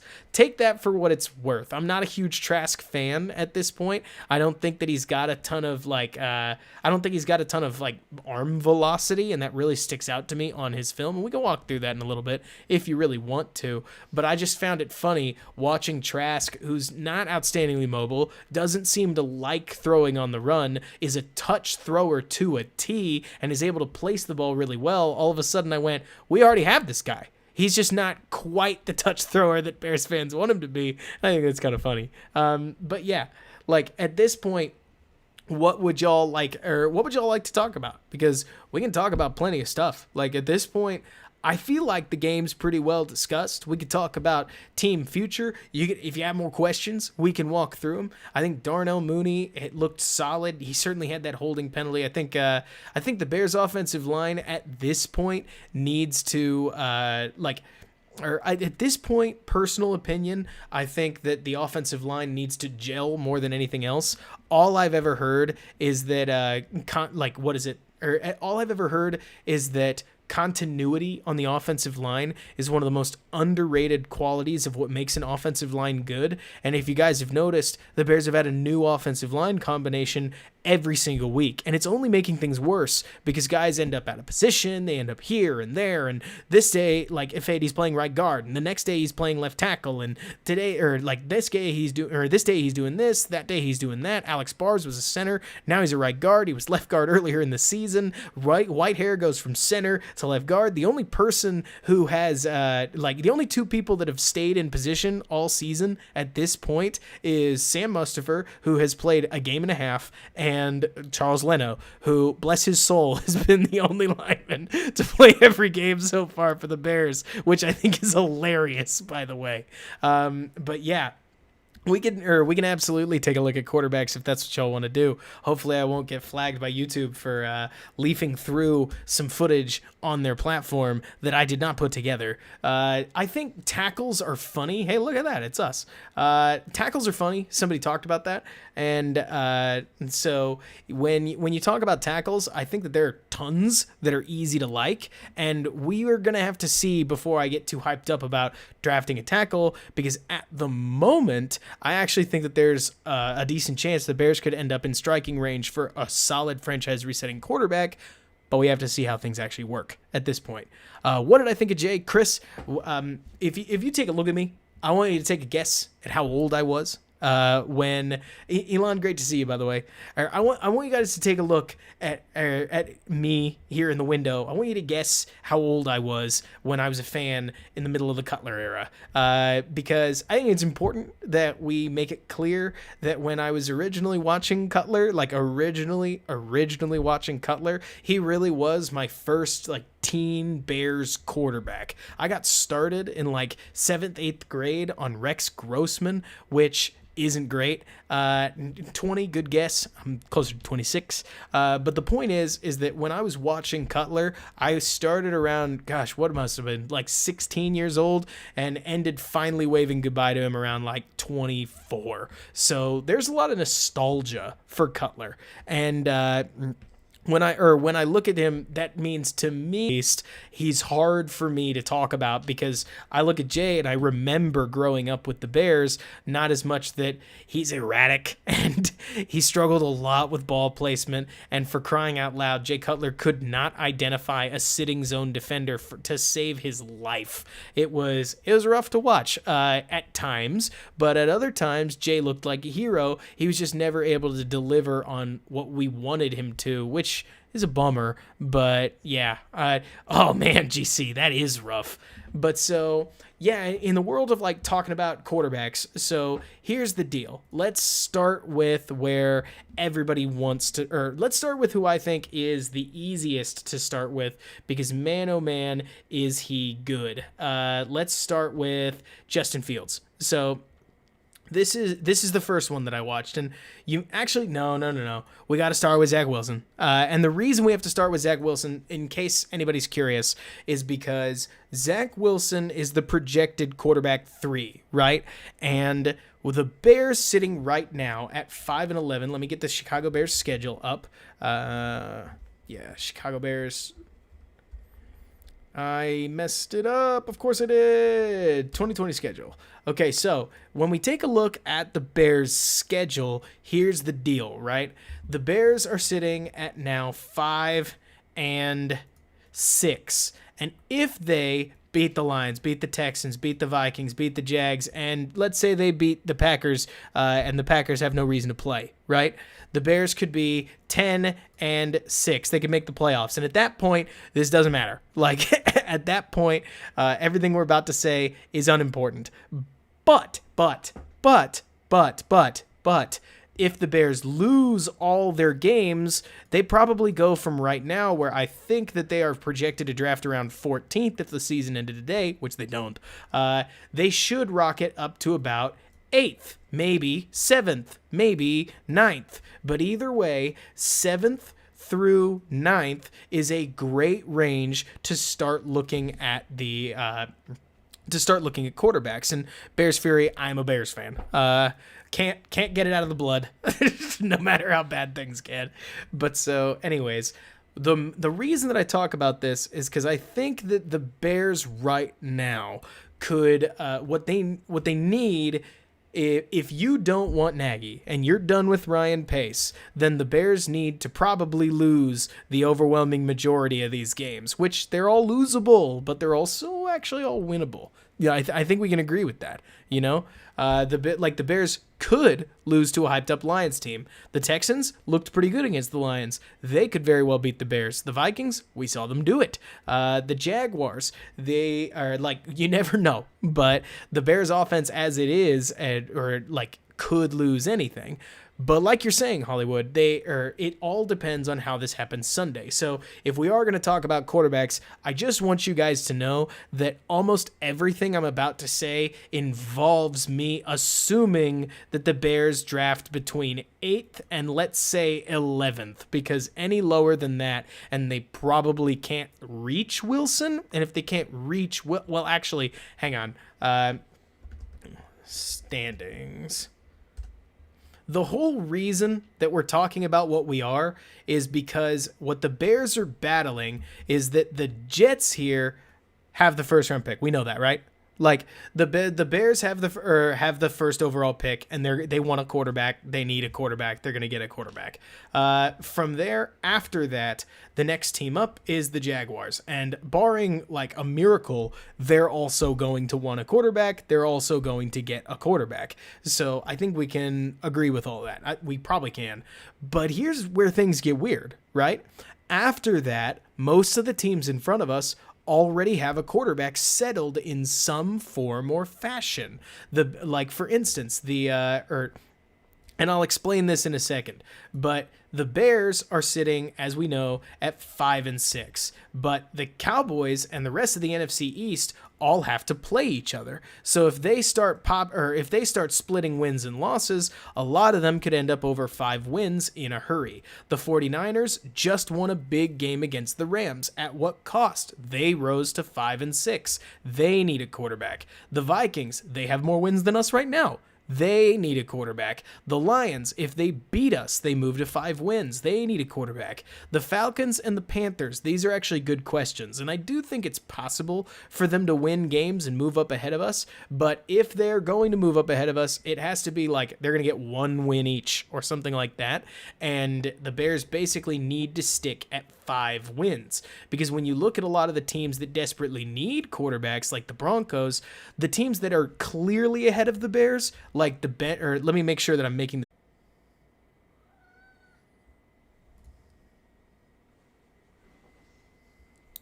All right, are we back? My hope is that we are. And let me see. I am perfect. Okay. I think that we're back and rolling again. And of course, it was like right as I was about to get things moving. Please let me know if we are back. Yes, perfect. Thank heavens. I was hoping so. That has never happened to me in the middle of a stream before. I'll definitely be taking a look to figure out what in the world I can do, because I don't want that happening again. But yeah, I don't actually know where I cut off, but the long and short is that I'm making the assumption that the Bears are going to be drafting high enough for any of this to matter. Because if the Bears are drafting, my cutoff is about, let's go 12.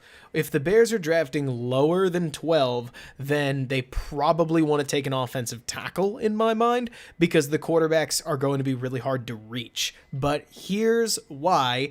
If you want to be this kind of person, I have never been a tank cheerer before, right? But if you did want to cheer for a tank, here's the gist, right? The Bears, if they draft an offensive tackle, are probably riding with Foles and not trying to lose games, but trying to figure out a solution at quarterback that's a little more creative than drafting a high-tiered draft pick. And if they lose games, then people probably get fired, sure, but they are able to reset the franchise with a young rookie quarterback. Again, like that's what I thought, Elon. I was wondering if that was the case. If the Bears do lose the games, they get the quarterback, and if not, Foles might be the guy. But so, oh man, Kyle Pitts is outstanding. I mean, Kyle Pitts is part of the reason Kyle Trask is such a household name. But let's get into Zach Wilson, and we will get into Lance. I think Lance is an incredibly interesting case, but I want to just roll some film behind Wilson. And the first thing you're going to notice about him is the natural speed with which Wilson throws. This is something that sticks out to me with both Wilson and Fields in particular. Kyle Trask struggles to generate NFL velocity, but you look at a throw like that, like, do you need me to back this thing up?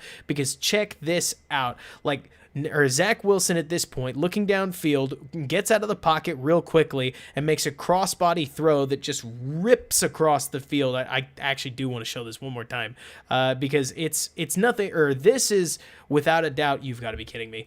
This is without a doubt an NFL throw, and it's the kind of thing that has gotten so many people so excited for Zach Wilson because the velocity that he can generate just with a flick of his wrist and a twist of his hips and his shoulder is absolutely NFL level. A lot of them come off platform. Like I think that this game is a perfect representation of who he is, so I won't get in the way of the tape anymore. I'll just talk over it. This, he clearly can move around a little bit and he can rocket the ball. In that case, it went from the opposing hash all the way over about 10 yards on the hypotenuse.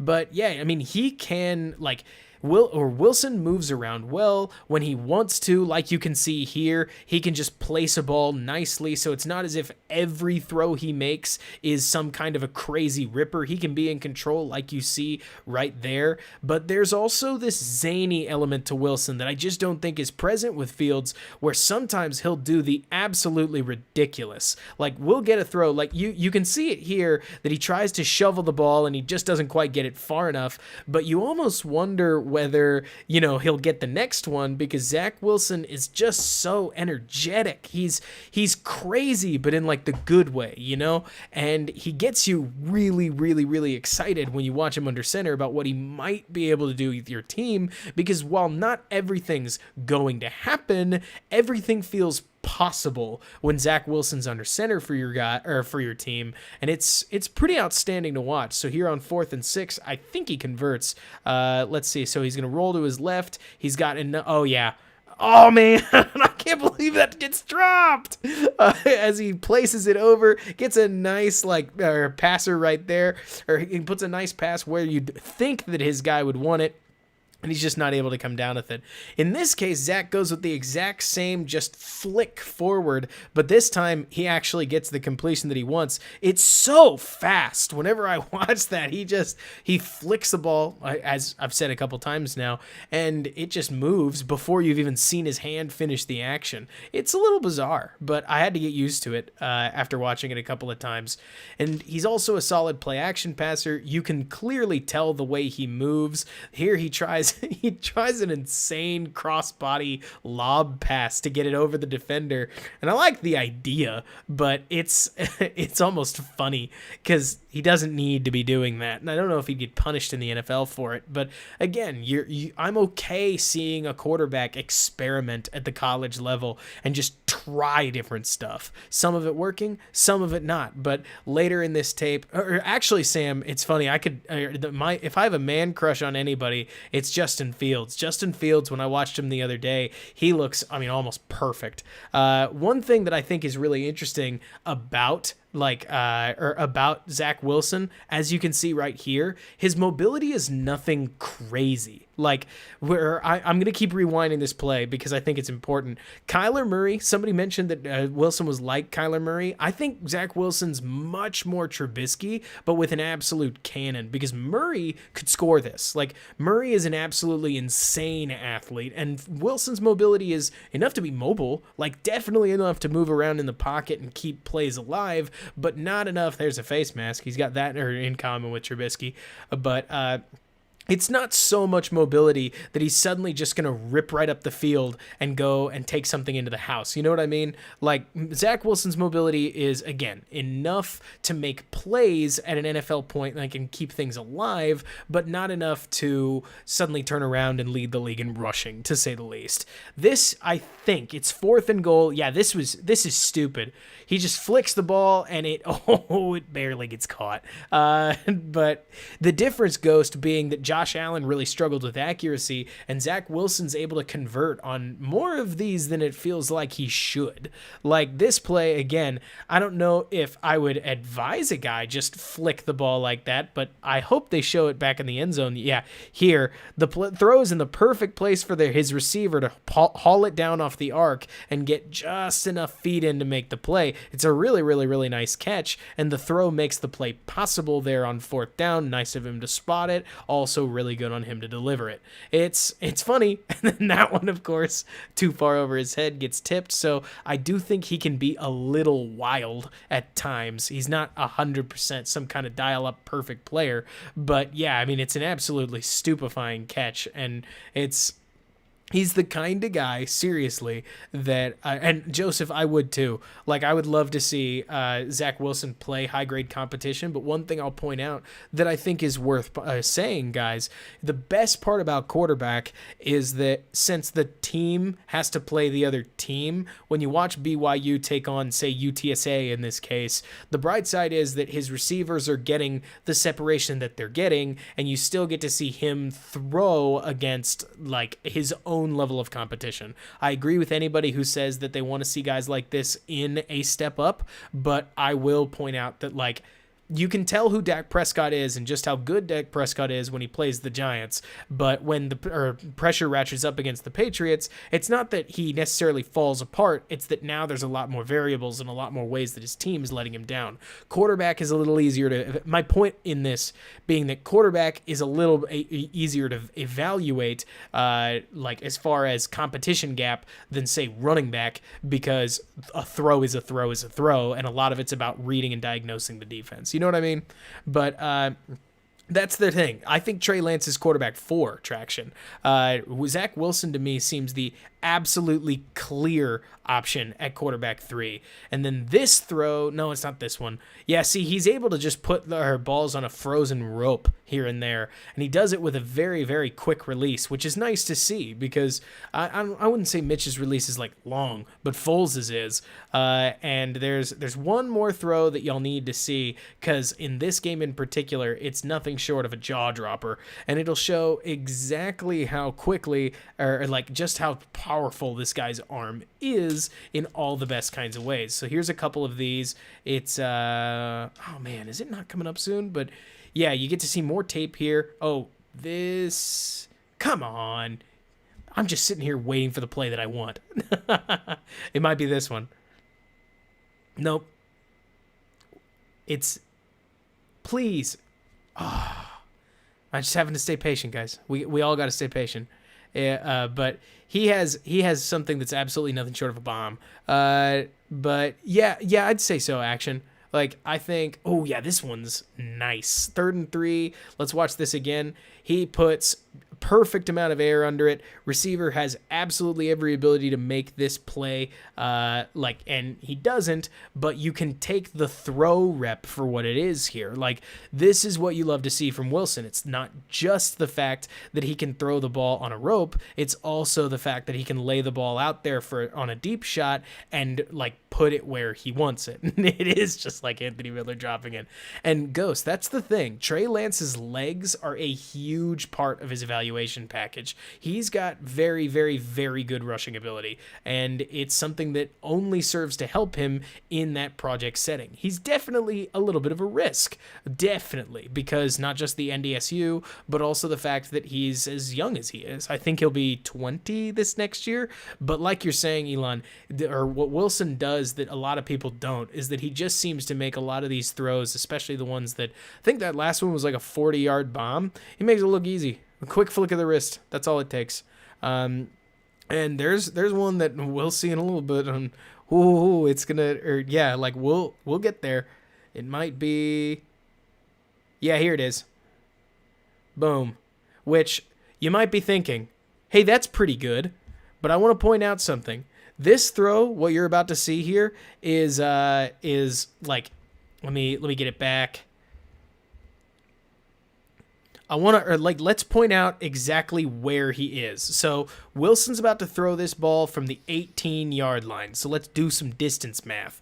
He unloads this thing, and what looks like effortlessly reaches the opposing 32-yard line. This is not anything for Zach Wilson, and he's able to just plunk this thing from what I think, doing the math, that's a 50-yard throw. And it might be a little far behind him, sure, but it's more about the distance that he doesn't really even have to put much of a hitch into that, and he unloads this ball downfield, and his receiver is able to make a very clean play on it. Like maybe he could put it out in front of him for a basket, but he's able to just launch these things, and it's a 50-yard throw off a flick of a wrist, and it's this kind of stuff that is exactly why when you hear people talking about how excited they are about Zach Wilson, it's that sure, he can make a rushing play like that here and there, but he does almost all that work with his arm. He is really, really good at what he does at BYU, and we definitely probably want to see him, if possible, in some kind of bowl game against different competition where his mental recognition can get tested, because I'll be the first to tell you guys that I'm not like deep diving on a lot of these quarterbacks. I'm watching game tape just like y'all are, and I see plays like this where Zach's able to keep the play alive and then throw a nice little dart, and it looks like it gets dropped, but he's able to at least identify where he wants to go with the ball. He's a multi-year starter, in case you were curious. He's been the BYU starter for, I believe, 3 years, and he's able to make just about any kind of throw on the field. You can be unsurprised for why he's as good as he is. I mean, he's awesome. And as soon as looks like we've got about 1 more minute of his footage, and then you can say you watched an entire game of Zach Wilson. This one is bananas. This is the part where if you haven't seen him make every throw on the football field, here he's about to get pressured. He leans back, and with a flick of his wrist fading away, places a perfect back shoulder ball that, okay, we get a replay, thank goodness. He just plunks that ball, boom, right there. Trey, let's take a look, and we'll kind of make our decision together, because I know that I've seen Trey can. The trouble with Trey Lance is that you've got his freshman year footage and then his sophomore year footage, the one game he played, because it's just one. Wasn't that great. Like, it wasn't horrible, but it wasn't like good. It wasn't this, that's for sure. And you look at him and you start to say, Zach Wilson is a 22-year-old senior quarterback, if memory serves, that has started for 4 years, and he's exploded this year, right? 21. But so he's 21 years old. Trey Lance is 20, so he's definitely still young. He's got the tools in his tool set, but he's not quite as dominant in his sophomore year game as like Wilson was. This I want to show you guys this one. So the reason that I start with Wilson is because Wilson, as you guys saw, is incredibly easy to like. I think we can agree with that, right?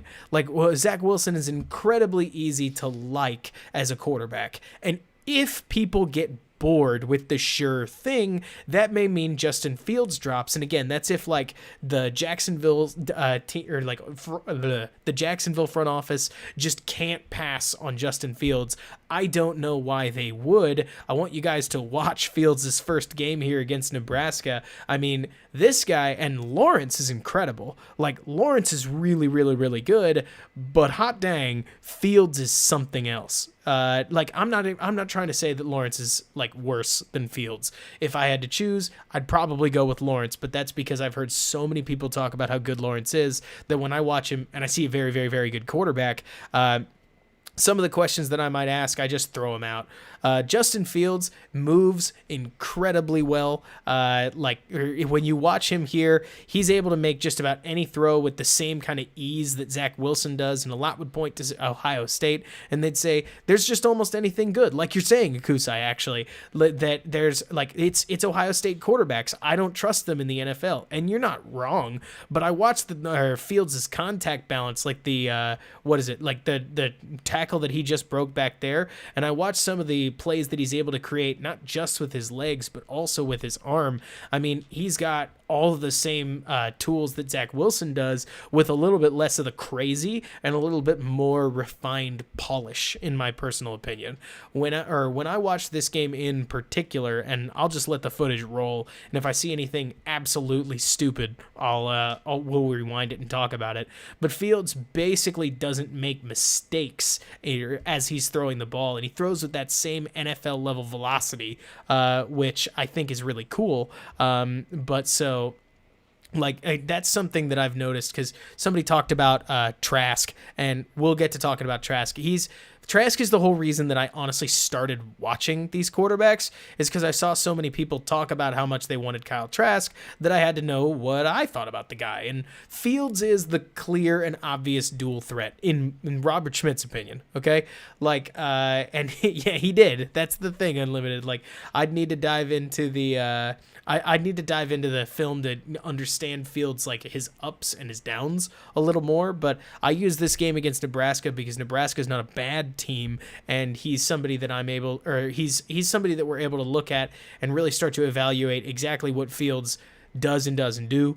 Oh yeah, he absolutely can. I mean, he can throw that kind of juice off of one step. He is I'm trying to think of like an NFL comparison for the sake of it, but the thing about like the best thing I could say about Fields is that he's faster than Wilson. I think he takes hits better than Wilson in terms of like shakes off tacklers and whatnot, or when it comes to taking hits, even in the pocket. And he's able to throw with rope velocity from the pocket to the sideline, just like you saw, which that was a very standard NFL level throw. That's a very hard throw to make in college. And you can see here that Fields is a fighter to stay up or to stay on his feet. And I think his knee actually touches. Deshaun Watson's actually not a bad comparison. That's very astute of you. I like that. But yeah, he's the kind of guy where it's not that you find yourself saying Fields is in any shape going to be bad. You say, how good is he going to be? And that's a good question. I don't know, but he definitely looks like a sure thing, in my opinion, as far as somebody that you would draft based off traits and then do your best. I mean, let me just go and wind this one back. Like this is another 50-yard bomb right here from what looks like the 47-yard line, and that's absolutely perfectly into his hands. Well, I mean, hey, I thought it was solid. Like Deshaun Watson's got that same kind of not crazy mobility, but good enough mobility to use it as an actual running threat. And of course, he's an absolute fighter and warrior in the pocket. And I don't know what Fields would look like outside of the Ohio State system, but like when he can make throws like this, you definitely get my attention, that's for sure.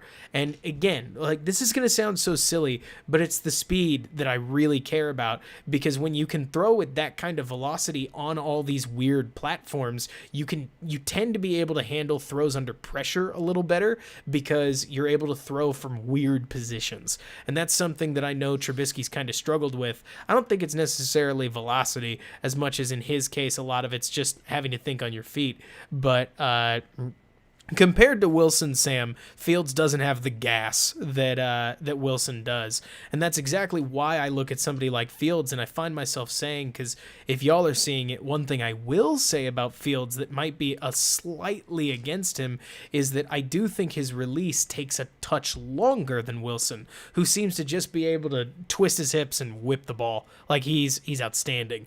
The point is that if you're starting to see what I'm starting to see what you're talking about, Traction, is when Jacksonville is presented with Justin Fields versus Zach Wilson, what are the chances that they pass on Fields and take Wilson instead? And if that's the case, then you need to know both Wilson and Fields. And I definitely think that like there's plenty of tape that I need to watch on all these guys if I'm going to really know. But based on what I've seen so far, this game is a good representation of who Fields is in terms of what he's able to deliver from a throwing setting. And his on-the-run delivery is extremely snappy. Right there you saw he's able to just generate a quick little flick. The downfield stuff seems to take him a little more effort, like Sam talked about.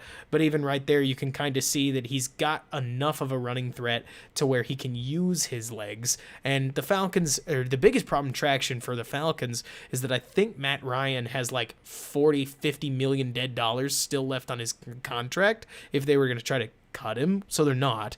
They certainly can't really trade him either. The Falcons may just be in a rock and a hard place based on their quarterback situation, and they may choose to just stick with the guy they have, because Matt Ryan is certainly not bad. Like, you don't need to move on from Matt Ryan, but it's definitely like, here's another solid ball. I'd love to see this one a little bit more inside, but either way, the arc on it's solid, and he's able to push the He's able to push the ball nicely downfield. Looks easy enough for him. He's got a clean enough pocket to be able to deliver it, though if we do take a look, it's definitely not perfect, which, by the way, I think my Baylor Bears just defeated the Indiana basketball team. I don't know because I've been doing the stream the whole time, but somebody in the chat that does know, let me know, and if so, go Bears.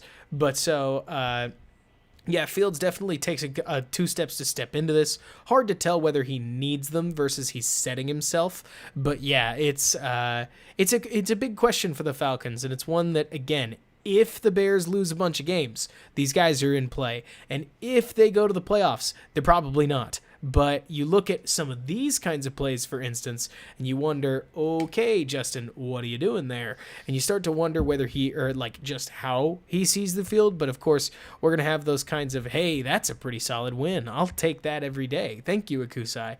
But you start to see these kinds of throws, and you wonder how these guys are going to translate to the mental aspect of the NFL, definitely, but it's a question that I would love to answer with Justin, because when I watch his tape, there are definitely some things that you don't necessarily love, but there's a whole lot to like from a stability standpoint to everything as simple as his mechanics as he's throwing the ball are very pure, and he keeps himself nicely under wraps here as he's able to find a guy downfield, make a throw, and sure, the throw is like a hint high, but you can never tell, at least I can never tell, whether these guys do that semi-intentionally and expect a guy to put his hands up for it and then he gets 1 foot down. It's still a completion either way.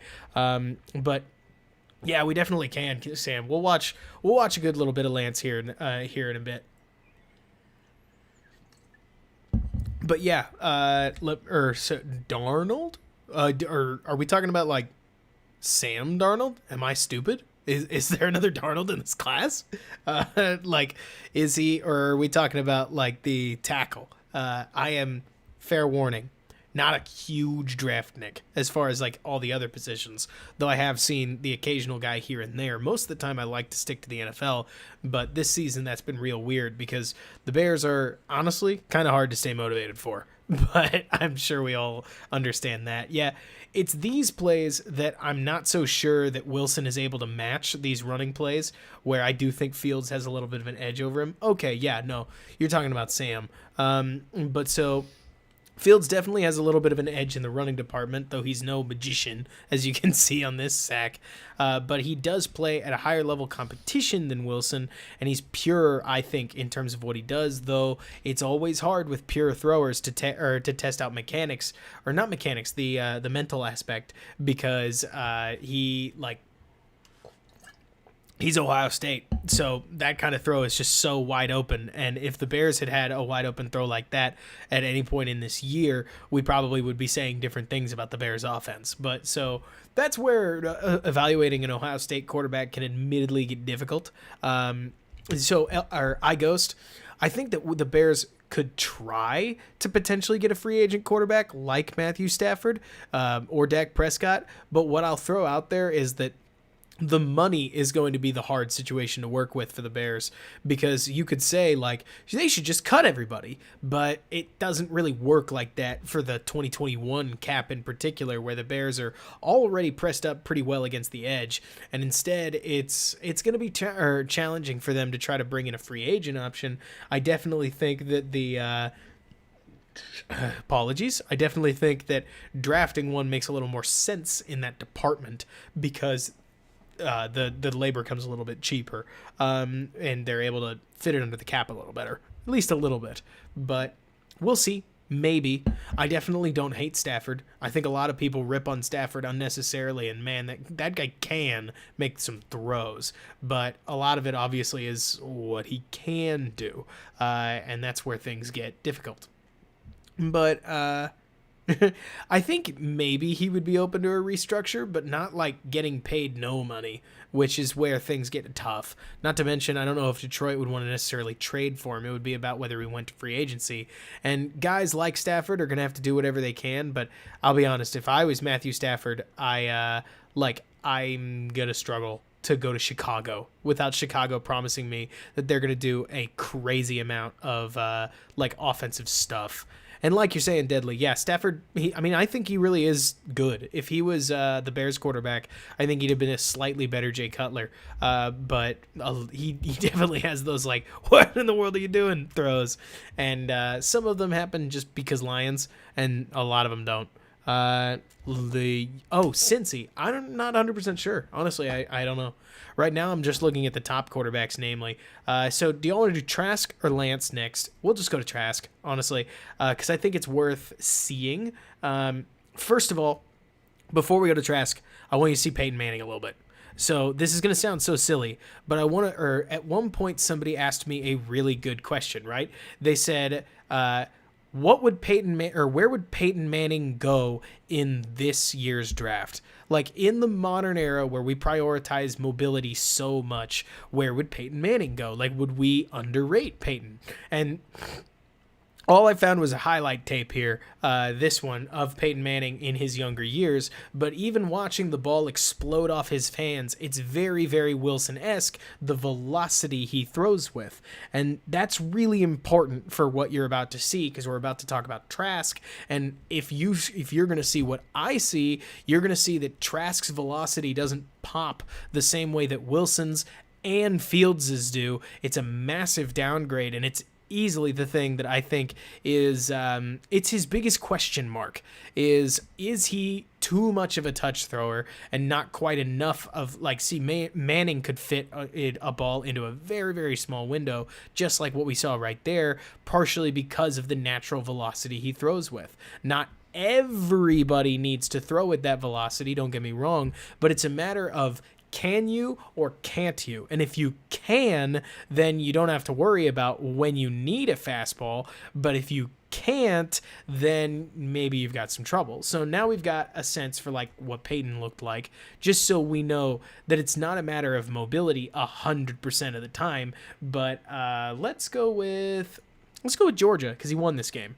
If I picked A&M, I could understand somebody saying that maybe I'm maybe I'm just picking the game where he doesn't go or play as well. But when you watch, one thing I've first noticed is that Trask definitely isn't, like, lightning fast. And I don't want it to sound like I'm trying to kill the guy. He places the ball outstandingly well. But see, right there, it's already coming out a little slower than I'd like it. But, I mean, hey, you can't fault the placement on a lot of these. But you're seeing that George is able to make plays on quite a few of these balls, partially because when the receiver isn't wide open, Trask's throw isn't exactly going to get them wide open when it comes to, like, speed. And again, Trask has done a lot of good. It's this kind of throw, right? Where he's fading a little bit backwards and that ball probably gets there, like, I'd say about a half second slower than if Wilson or Fields was throwing it. And this is consistent in Trask's game. He moves in the pocket fairly well, as you can see, but when he does just sort of flick the ball, it moves at what I'm going to call a college speed. If you move this to the NFL, I think its effectiveness changes in a hurry, unfortunately. And I don't think Trask is going to somehow, like, completely fail. I doubt this guy's, like, some kind of bust, but I do wonder. I always try to think, like, what makes Mason Rudolph not good, given that he was pretty good at Oklahoma State. And I do think that that velocity has a lot to do with it, even though Trask will undoubtedly, I mean, especially if he wins the Heisman, right? He'll go down as one of the next great college quarterbacks. But when you got a guy like Kyle Pitts that can just jump up and win the ball in the air like that, all of a sudden throws that maybe they'd be a little more 50-50 start to look a little better than maybe they are, because they come down as these big time catches. And I watched Trask, and again, it's not that I think he's a bad player. It's that I see the Zach Wilsons and the Justin Fieldses, and I see a very, very different, like, tier of quarterback. I think Trask reads the field pretty well until I see that. You know, like you watch this, and this is another example of, frankly, like if you watch this, so Trask is going to identify that his man's going to win down. Oh, come on, that he's gonna identify that his man's going to win right there. But then this guy, this defender, is actually going to have enough time to undercut the route, partially because of the throw's velocity. That's not his man trying to make the pick. That's his man. But instead, he's able to come in and make the play, because while Trask would have probably gotten the ball successfully to number one, he's not able to make it anything special, certainly not able to fit the ball into a window. And yeah, like you're saying, Jim, if I was going to describe Kyle Trask in like a word, he seems to me like a very, very good college quarterback. That throw is really nicely placed. There's a lot of things that Kyle Trask can do for your collegiate offense that are extremely handy. He seems to read the field well. This touch throw is fabulous. It's really good. I think we can agree. It's really, really good. But is he necessarily elevating the offense? Maybe the better way to put it would be that he is showing the offense off in its purest form, because you watch this kind of throw right there. Again, that's really, really good, but watch the pocket he's throwing from. Yes, he takes a hit as he throws it, but a lot of Trask's best action comes when the pocket is in a very good place. And I'll tell you right now, as silly as it sounds, Nick Foles can do that too. I don't necessarily think that the Bears need to be spending a first-round draft pick on somebody who's best when they're in their who's best when they're in a clean pocket, or at least when they're throwing from their spot, because you'll notice that even when Trask is throwing out of a crowded pocket, he's not on the move. So when he does get on the move, a lot of times he can struggle a little more. Yeah, the difference, El Ghost, with Jared Goff being that, or so not only is Jared Goff good in a clean pocket, but man, can he rocket the thing. And again, I'm not trying to I say all this stuff because as I keep watching Trask, you can see a clear velocity difference between him and the other top flight quarterbacks. And when he puts his all into it, sure, he can zip it like you saw right there. But I wonder whether it's consistent or natural versus being something that he has to gear up for. And in the NFL, sometimes you have to fade backwards like we saw with Aaron Rodgers and deliver the ball, and it cannot float on you. Because when it floats, that allows a defender to go make a play, even though without a doubt the bright sides about Kyle Trask are that, man, can he place the ball. He is very, very accurate and gets the ball where he wants it to be, especially when the pocket around him is kept clean. Does all this seem fair so far? Because that's at least what I'm seeing. It sounds so silly, but I look at guys like Nathan Peterman, and it really taught me how important velocity is. It can be a little bit pass-fail, but a lot of times the ability to generate that velocity is the difference between fitting a ball into a window deep and having no deep window open at all, because your ball hangs in the air a very, very long time. It seems to me as if you watch almost any SEC game that Trask plays in, and eventually he ends up in a position where he has to make an off-platform throw, and you can see that ball sort of just waft a little bit, and it's not something I love. It's not something that I think needs to be picked in the top 10, though the top 10 is definitely a special breed of football player. And it makes me look at Florida, and it makes me look at guys like Kyle Pitts and say, I think Trask is really, really good at highlighting these guys. Like, I think Trask is very, very good at allowing his players to make very good plays. I just wonder how highly drafted that necessarily needs to be when guys like Justin Herbert, I mean, frankly, most NFL quarterbacks that you know are what they do to or like they are who they are. The Aaron Rodgerses, the Kyler Murrays, the Russell Wilsons, the Justin Herberts, you guys could probably name plenty more, Deshaun Watson and others. They are who they are because occasionally they're able to make their own play, and because they're able to make their own play, it puts their teammates in even better and better positions to to make plays. That's the thing, Ghost. What you're saying isn't bananas. Like, it's not. I think that there is something to be said for the idea that Wilson is more exciting in many ways than Justin Fields. But let me... Oh, yeah, a legit lot, for sure. See, this is these are the sorts of plays again where sure part of it's that it's Georgia, but part of it's that he seems to kind of misread the defense. But I also think, like GC is saying, that to some degree that's potential. That's taking all the crazy and thinking, what if we what if we could take all the bad out of the game? And I look at what is this? Or I look at Justin Fields, and I just can't see a bad player. Like, he seems to me like as much of a dial-up starter as potentially Deshaun Watson was coming out of Clemson. Obviously, that's a lot to say. Another option might be to say more Patrick Mahomes-ish in terms of, like, his situation. But you guys get the idea. Let's watch Trey Lance.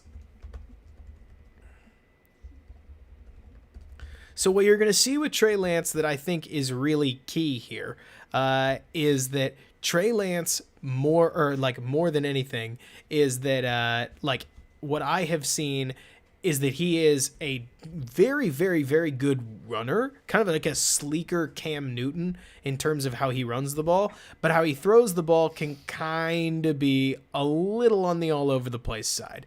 The velocity's there, that's a bright side, but yeah, let's see if I can make this game a little pacier.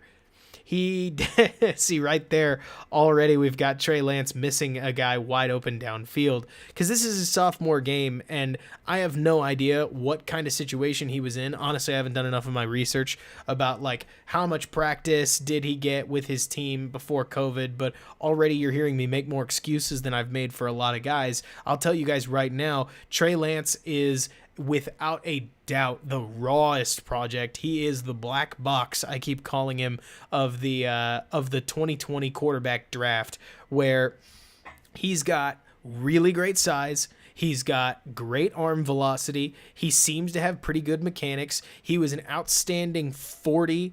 Yes, I can. Good thought. Lance is an outstanding 40-0. He had 43 touchdowns, I think, and 0 interceptions in his freshman year at NDSU. But his one game here he had, as you could see, it as a sophomore, it wasn't super good. He definitely, almost regardless of where the Bears are, is probably going to be there. And his freshman year tape is enough to get tons of people excited. This throw is really good. This one snaps him right in the hands. We can go back and watch it one more time just so you can get a sense for it, because here, rolling left, you can see the arm that has people excited, but the receiver doesn't come down with it. Like you're saying, Deadly, he definitely seems like, at first blush, the kind of guy that might need some time. And I don't know exactly who it would be. So, again, I am throwing this game out here, not because I think it's his best representation, because I haven't actually watched enough of his freshman stuff to know, but what you are going to like, if you're going to like it about Lance, is that I think during the second half, he starts running the ball a little more, and he's really, really capable as a runner. Now, how much is that, or how much value does that carry? Good question. Hard to know. When I look at him when I look at Lance as a thrower, I see, especially in this game, a lot of Josh Allen. I can poke around for it for sure. Sam, is it a good one or is it a bad one? But you can see that Lance, again, as far as what he looks like he could really be something. But he's definitely much more of a project than, say, somebody like Wilson is. And on on simple throws like this, he nails it. There's a replay of it, and that's what you'd want to see. But, of course, you'd want just about any quarterback to make that.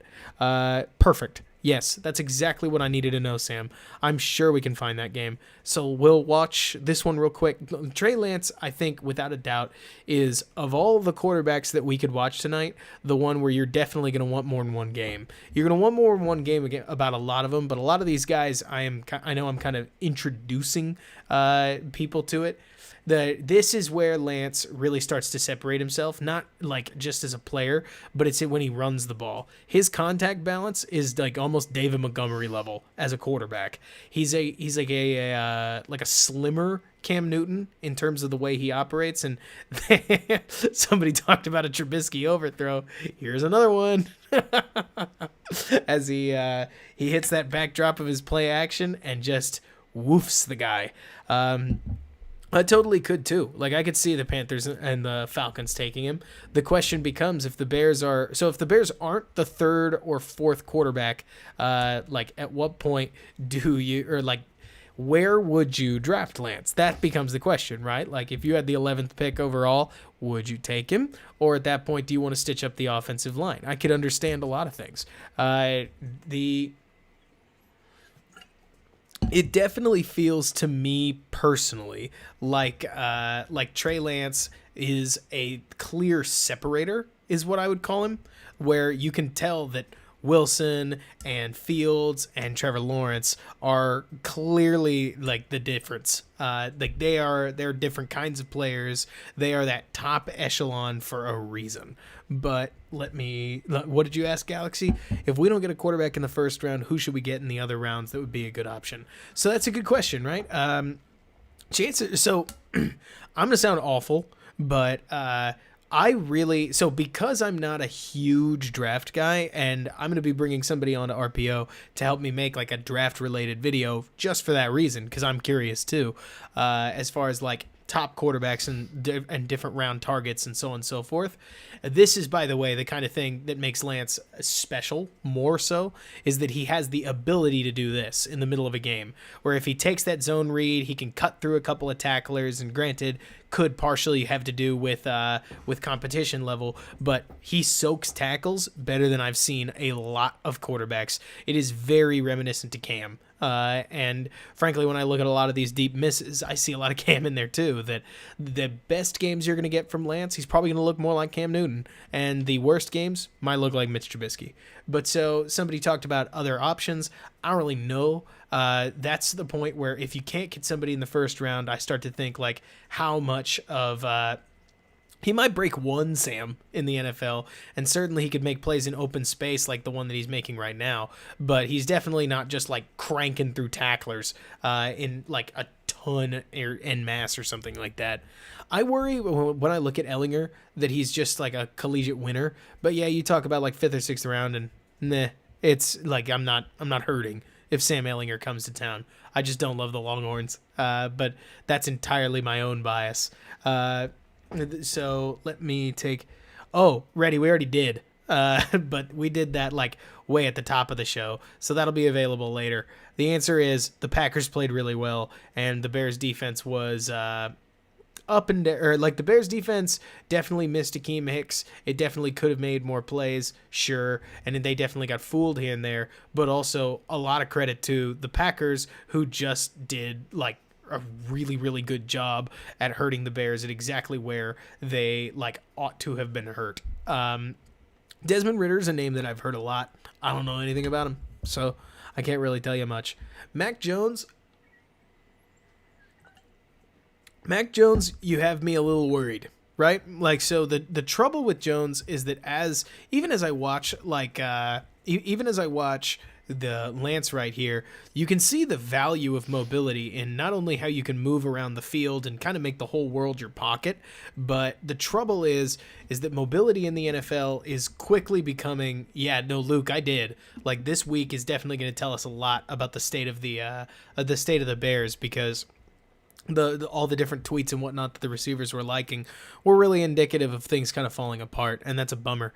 But when I look at Jones, my biggest question is, if you're drafting Jones, do you also have to draft 5 stellar offensive linemen? Like, how good would he have to be to make up for his lack of mobility? How realistic is it that he's going to be able to reach that level? It's a question I don't like immediately know the answer to, and I'd need to watch him a little more to get a sense for his pocket sense. I need to know how well he moves in the pocket, because not everything's a rollout. Like, just because somebody can move doesn't mean that he's good immediately.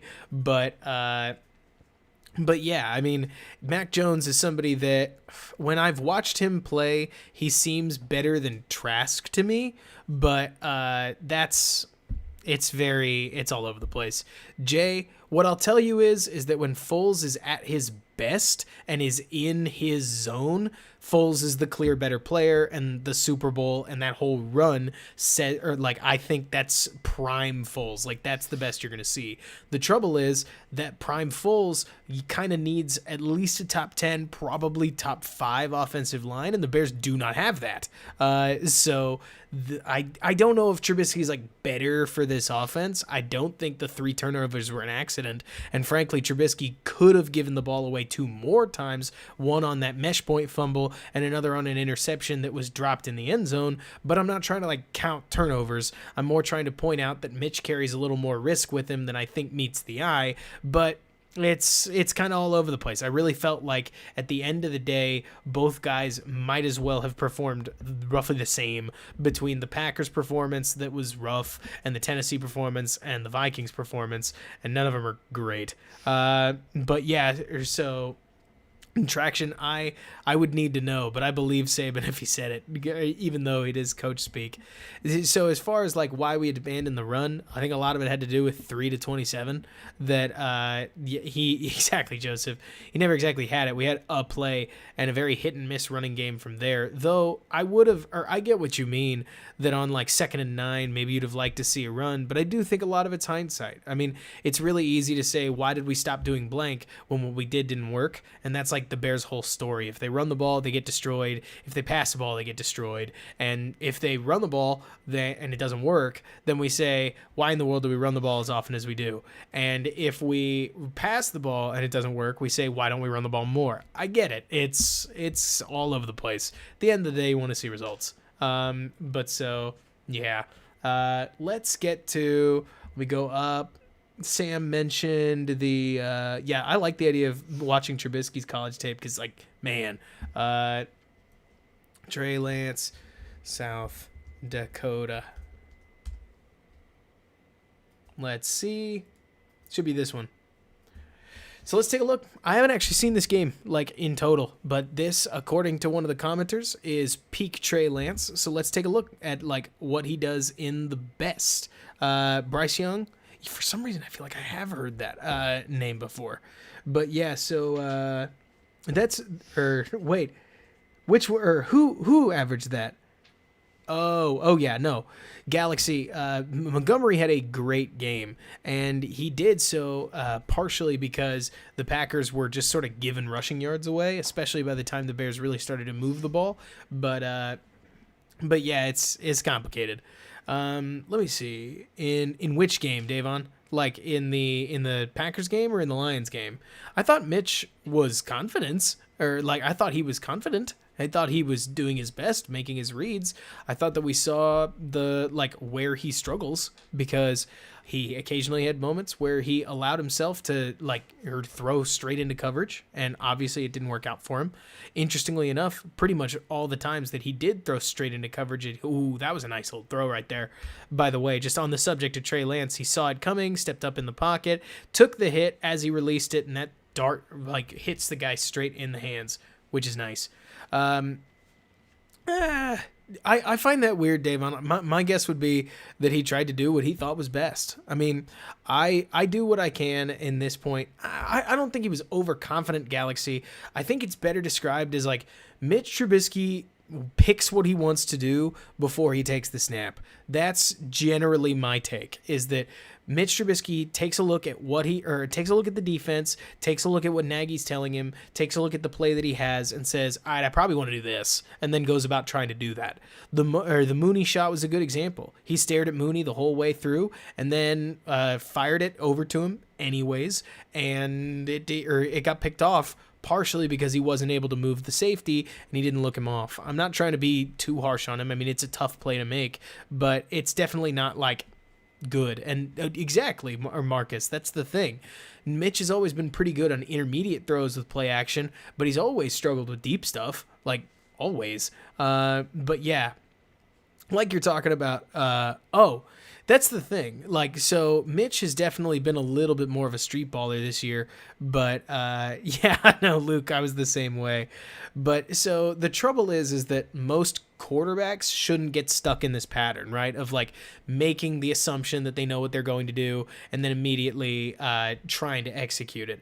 Mitch ends up in this situation a lot, and it's something that I haven't seen from Foles, believe it or not. The trouble with Foles is that he doesn't trust his line at all, and that's not even me making an excuse. You guys are seeing that Foles is like fading backwards as he tries to throw, and it's sad to watch because it's not emblematic of who Foles has been in his career. Like, I could point to 5 different stops all throughout like Foles' career and say he didn't do this here, he didn't do this here, he didn't do this here, he didn't do this here. Normally he steps up in the pocket like a champ, but here in Chicago he clearly doesn't. He trusts his line what looks like less than ever, and it's sad, which makes him a useless player. Like, let's call it like it is. As far as what he does, like in terms, or as far as how that affects Foles' play, it makes him terrible. And maybe that means that Trubisky is a better option in this offense. But either way, but of course, as soon as Trubisky comes in, they take Coward out of the game. But is this seriously? It says what is it? South Dakota State right down here. Are you sure it's SDSU? But let me see. Foles. I really do think we know who Trubisky is. Honestly, Davon, I understand wanting to feel like we don't, but I feel like here in year 4, after almost 50 games, like we know who Trubisky is, and that Miller interception really showed it to me, because I don't know how he doesn't move off onto how he doesn't move off onto Allen Robinson. Instead, he stuck with Miller. He didn't really underthrow the ball. It really was that he just didn't. Oh man, Lance is wild. I'll tell you what. I don't know if Trubisky knows who he is, and at this point, I just don't know if it like makes a ton of a difference. I wish it did. Like, I'm cheering for Trubisky even now, not even in Chicago uniform, probably outside of a Chicago uniform. He seems like he needs a reset. I just worry for his sake that he'll never be quite accurate enough for him to really hit that pinnacle moment. So somebody talked about Joe Brady, and I did see you. I wanted to get back to that. The Joe Brady thing is really interesting because I don't know if he's ready to be a head coach. Maybe I'm just wary about Nagy. And hey, I like Nagy. You guys have heard me talk about it. Like, I think Nagy's not actually like that bad an offensive mind. Maybe coach, but I don't think he's that bad of an offensive mind. But Joe Brady's been an offensive coordinator for all of a year, and immediately vaulting him to head coach, maybe like he could really pop off, but who knows? I'm not trying to say that I'm anti Joe Brady. He's been nothing short of fun in Carolina, and he's getting his guys to execute at a really high level a whole lot. But also, having DJ Moore and Teddy Bridgewater and Robbie Anderson, it's more talent than it kind of looks like. I mean, I'm not trying to say it's like tons of talent, but for what they do in Carolina, it's really not that bad.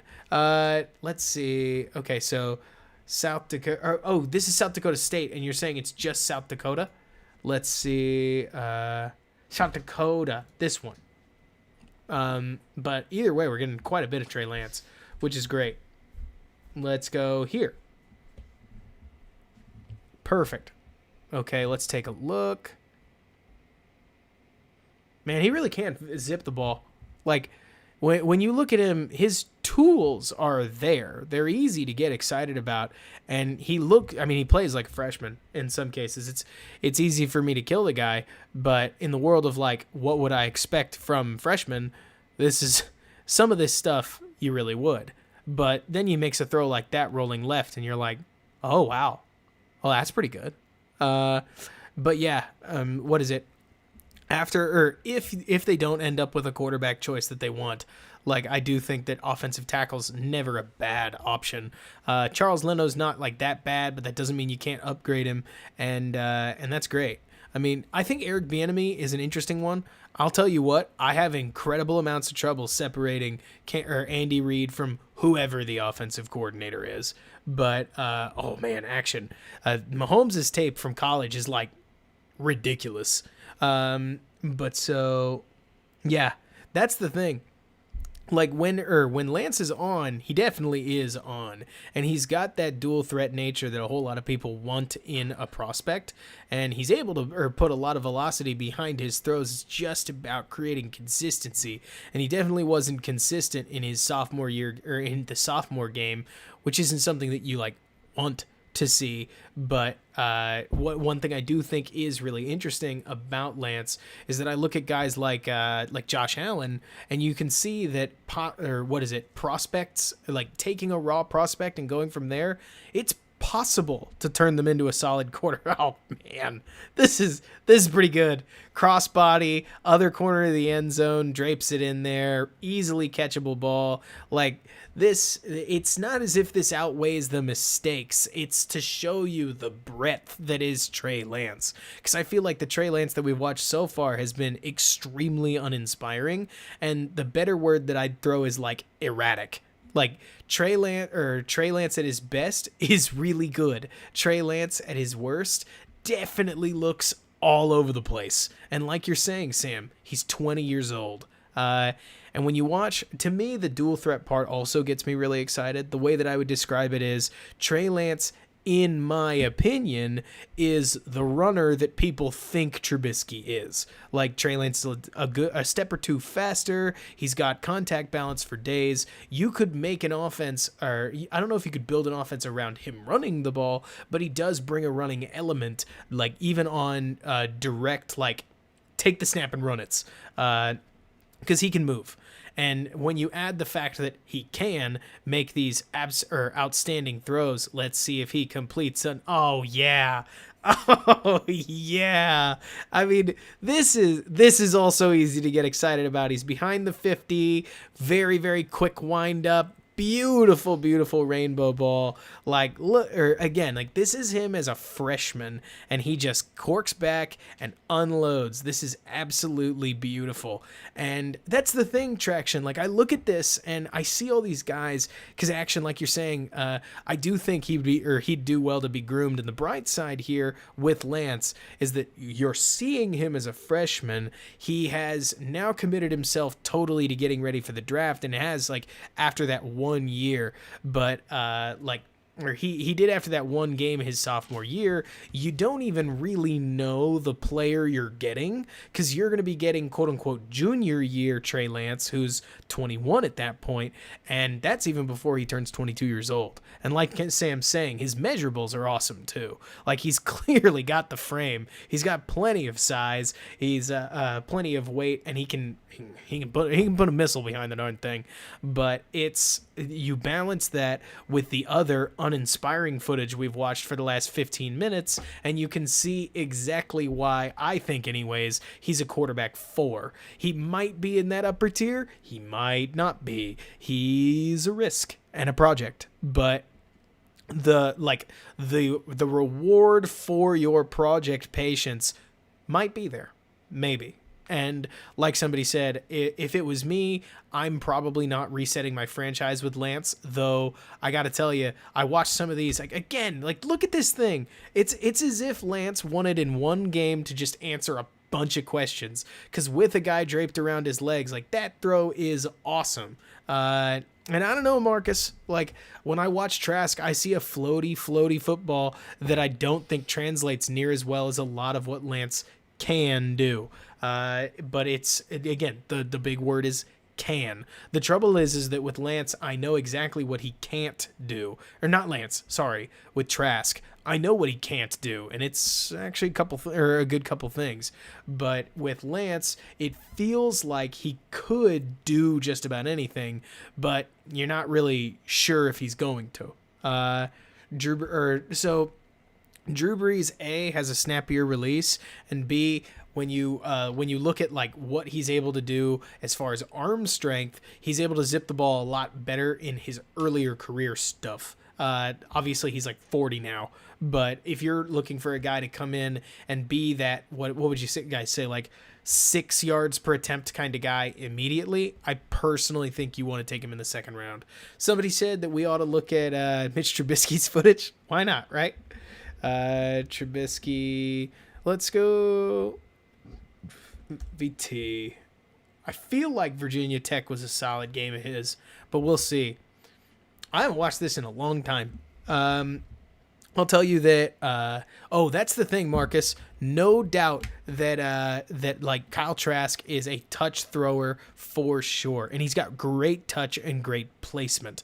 The trouble is that not every throw is a touch throw, and not every throw can rely entirely on placement. And action. You know what?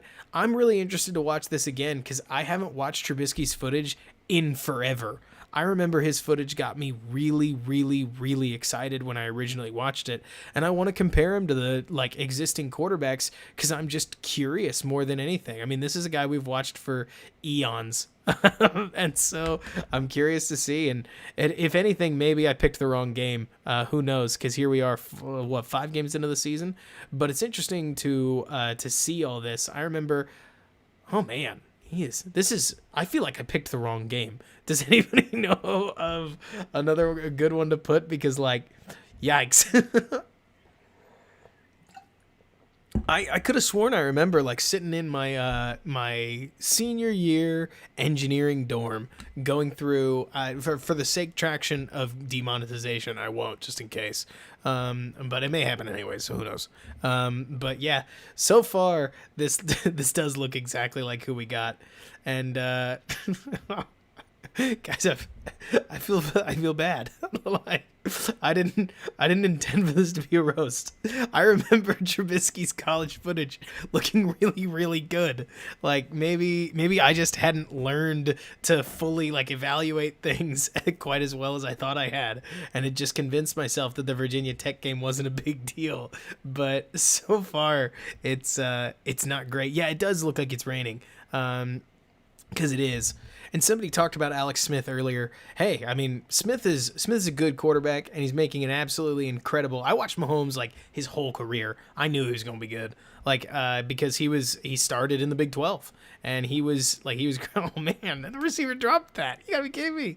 But anyways, let's see, man, it is really weird watching him in a Tar Heel uniform though. Like really, really funny because it takes us back, you know. And it's always hard to tell like who's doing what in terms of mental processing, but it is funny watching Mitch do exactly the same thing that I remember watching all this and doing the same thing a lot of Bears fans still do today, and seeing the little like look-offs and the Mitch dropping back in the pocket and looking to his right and then shifting back to his left to make a throw and thinking that they were quick decisions and not realizing that maybe they were just part of the play call. But yeah, it's interesting. I mean, iGhost, I'll tell you right now that what I try to do when it comes to quarterbacks is I try to take a look at like what tools they have.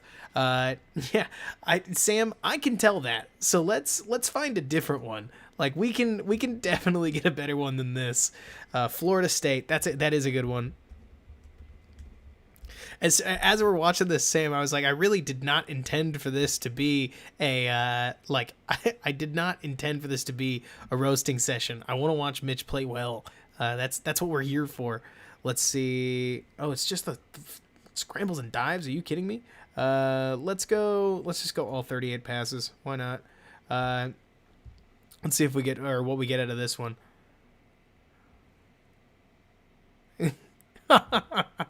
He had a 39% completion percentage.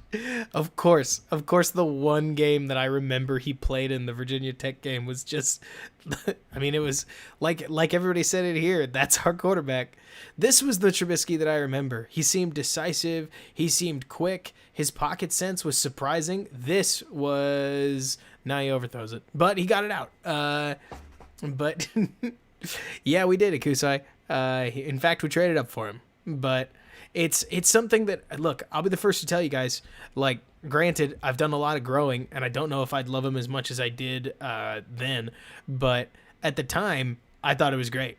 Like, I thought he was the right choice. I was worried about Deshaun Watson's, like, translation up to the NFL due to, like, arm angles and whatnot, and didn't know if I believed the college completion percentage. And looking back, I think I made things too hard for myself. I mean, for crying out loud, when a guy goes out there and throws for, like, 600 yards against Alabama, like, we're no traction, I'll get there. I promise.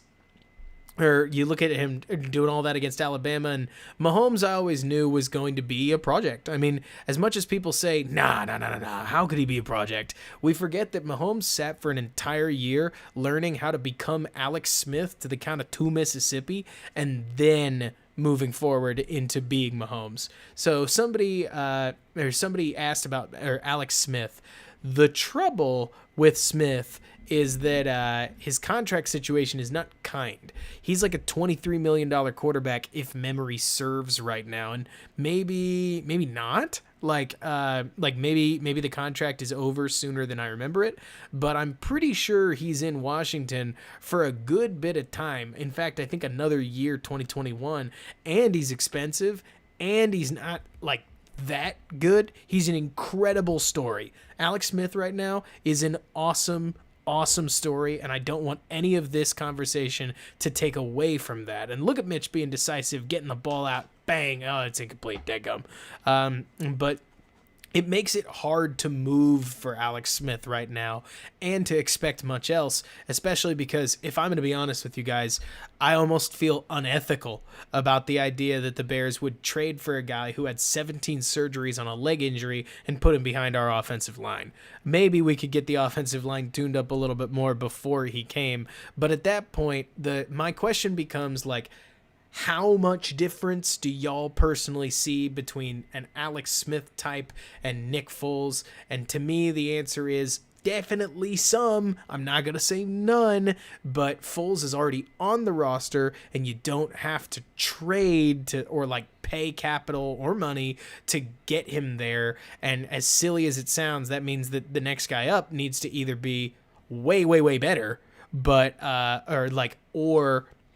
so way better, or you'd need to have him be young, and that's where drafting somebody really comes into play. Ooh, man, I definitely don't love this, though this is kind of the guy we got. But so, yeah, there are a lot of short throws. I don't know, Sam, why anybody thought that he was better than Watson. I think I was way too hooked on the Vince Young sort of stuff, like the Tim Tebow sort of stuff, meaning like I was too hooked on how Watson threw and worried that his arm angle wouldn't translate and that his ball was going to be too inaccurate over time. But I mean, I think, again, I was too hooked on like traits instead of taking a look at like situations and envisioning the player moving up to the NFL. You know what I mean?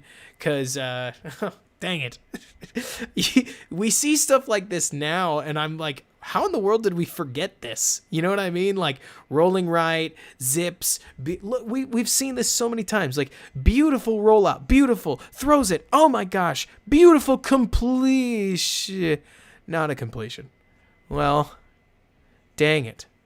I mean, I've seen that so many times. But yeah, I am too. Like, I totally agree, Alex. It's when I watch Alex Smith get sacked, I definitely hold my breath. And Marcus, yes, I agree. Like Wilson looks, when you watch that Wilson versus Mitch Trubisky's college tape, you definitely see a very different player. I think Fields looks much cleaner than Trubisky overall. That was nice. I don't know, you could call it underthrown. Always weird to call like super bombs underthrown, but nice to see he made a play here and there. But yeah, I think Lance's positives I think the interesting thing, Sam, you talk about Lance definitely has like major red flags all across his tape. Like we make a joke about like Mitch Trubisky had a 39% completion percentage and we like look past it. Well, Lance definitely doesn't. I don't think he has a game that's like that bad, but he definitely has low points where you're like, ooh, that's a much messier football game. But he's super young. Mitch was like 22 here, I think. I goes, do you want to watch Lawrence's tape? Does somebody have a good Lawrence game? Because I could pick one at random, but I haven't watched like a crazy amount. I just find this really interesting to like, we've watched a whole bunch of college quarterbacks, and then going back to this, there's definitely something to say, in my opinion, that Lance has an essence of Trubisky, meaning that they're both like projects. But Lance's positives are really, really good. Like, they are. And let's see. Yeah, Reinhardt, I think that's ultimately the best one. Like, let me see. Cedric, we're going to need you to calm down. Let me see if I can do that.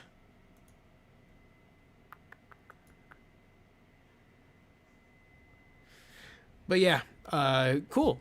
I can moderate, which is neat. But yeah, it was all projection. But so, anyways, somebody said, let's watch the championship game. You know what? Why not? Trevor Lawrence.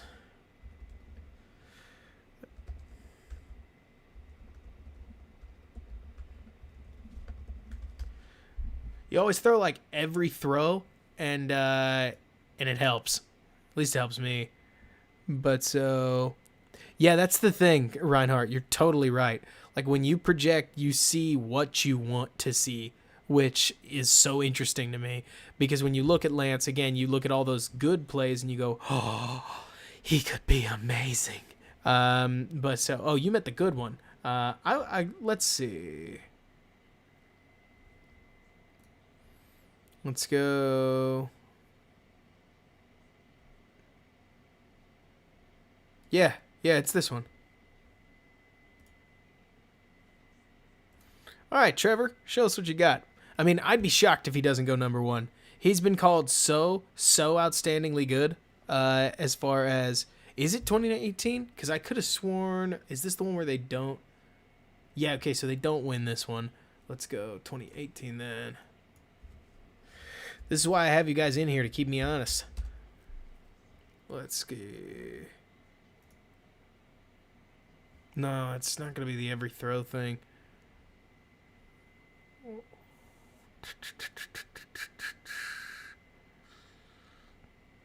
Of course, they have Tua Tagovailoa as all plays. Honestly, we're let's just take the game we got, because Trevor Lawrence looks good enough in pretty much all of his stuff. But so it's always interesting watching Lawrence, because man, he can rocket the ball. I really have heard so many people talk positively about Lawrence that I almost didn't, like, dude, total honesty with you guys, I didn't even bother like evaluating him, because I've heard so many people that are so crazy about the guy that I just assume, yeah, I mean, he's super good. And I need to watch his tape just to get a sense for what really, really, really good looks like. But he's definitely accurate, even as he's started with, like, what, two? There are 2 incompletions. But for a national two, oh boy, oh, that is pretty. Like, this is, it was a super snappy release, hits the guy right in the hands in stride. Galaxy, there you go. If he's not going to go on the Bears, he must be a bust. Trevor Lawrence is bad. But yeah. T. Higgins, by the way, he's had a really solid season in Cincinnati, especially when Burrow was still there.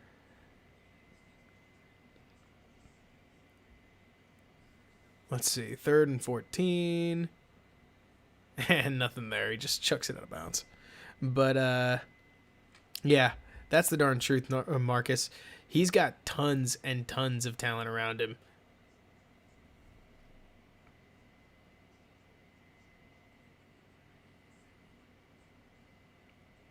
Yeah, I think at some point I definitely want to, like, go back and watch him against Ohio State. But this is really interesting because it is funny watching Alabama. Sometimes it feels like you're just watching an NFL team. Like, or he's taking on a really, really, really good defense here. And obviously he's going to go with the dual threat option. Somebody said Peyton Manning. I don't not see it. That's for sure. But, yeah, Slim Jim, what if he does? I definitely don't see as much mobility in Lawrence as I do in others, but his mechanics seem very, very, very clean. And obviously he doesn't seem, the one thing that I'll point out about Lawrence that I've noticed is that he doesn't seem often to sight a guy down and then miss, you know? Lawrence seems very, very good at capitalizing on the chances that he finds on the field, and not everybody can do that. I've seen a lot of situations where obviously Trubisky struggles with this, but even like Trey Lance, we saw earlier, like he missed a couple of those, and Fields has missed a couple of those. Certainly, what is it? Wilson here and there will miss an opportunity, but Lawrence seems very rarely to not be able to fit a ball into a window when he sights that window down, which that's to his credit. I mean, that's probably one of the biggest reasons that the pure mechanics create the ability to so consistently throw the ball that with the velocity that he does and the amount of power that he can generate, he gets a lot of people's attention for, a litany of reasons, but that's probably one of them.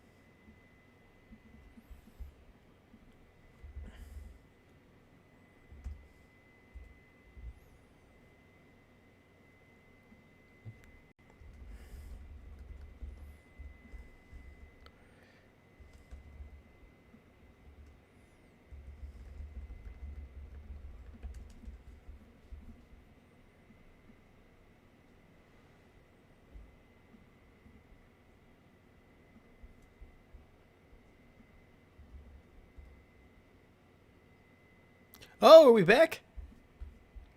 Hey, that's great. Perfect. We can actually sign off appropriately.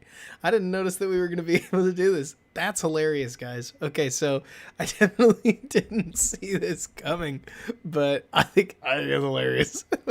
So word to the wise, we aren't going to watch Trevor Lawrence again. I think we figured out what happened when we watch. Yeah, we can watch college stuff at the Discord, and we can also just apparently stick to not national championship games, which I understand the idea of protecting national championship games. I'm sure I'm not allowed to criticize the platform too much and take a guess on what I'm saying, but yeah, apparently don't watch YouTube on YouTube. So there you go. I mean, hey, we got a good hour of film over in quick analysis. Put him at first round. Apparently enough, like people think so.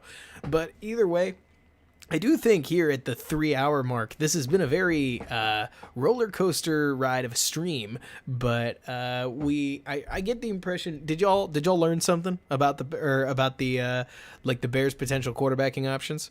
At the moment, I would tell you guys that, you know what? First of all, we could watch Jones, but it's midnight.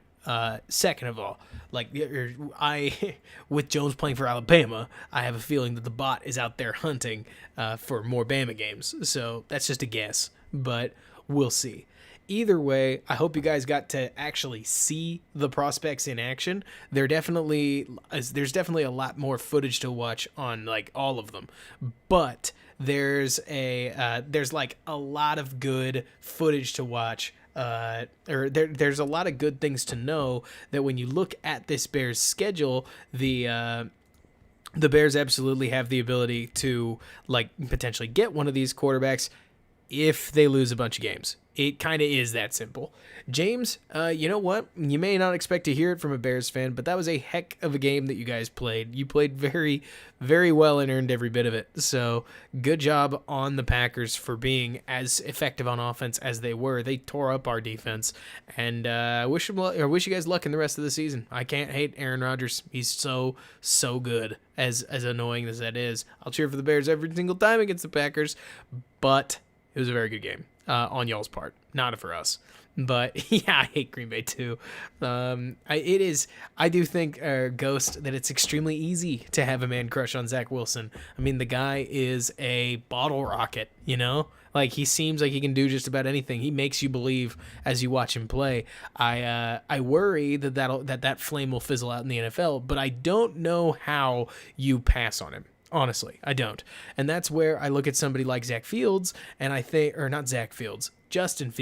and I think that he could very well be in play for the Bears, if only because I think Zach Wilson may steal the heart of the Jacksonville GM, and I'm going to keep saying that until the moment that Jacksonville takes Fields, because I almost don't believe that anybody can pass on Wilson after you watch this guy play. He's just super fun. I think we can all agree on that. All the various Wilson stands, they're definitely not coming from nowhere. But we did a lot of things tonight. Super fun. So if you enjoyed the stream, definitely drop me a like. Always appreciate it. Super good to have y'all around. We managed to get suspended by YouTube, so that was hilarious. And I think we made a pretty good night out of breaking down the Bears and the Packers game, which in and of itself was its own disaster. Let's call it what it is. But you know what? It's our disaster. So here's the Bears take on a mad Lions team that is just fired. What is it? Yeah, you've just fired like you just fired Matt Patricia. The Lions are going to be looking to prove that losing Patricia makes the team better, that it's not their fault, and so on and so forth. This game could go in a lot of directions. I have a feeling that it's going to be Matt Nagy's last stand as he looks to beat a Detroit team that they need to beat if they're going to make a playoff push. And if they can win, who knows? Maybe they'll actually try or get something together, but you never know. That's the thing, Reinhardt. It's kind of two cornered animals, as the Lions are looking to again prove that they are better than the coach, but Matt Nagy and the Bears also might just be that cornered animal, as this could be lost jobs, especially if they embarrass themselves, because if you guys have thought about it, that would mean that the Bears lost to division rival in back-to-back weeks, and that's going to look good on absolutely nobody.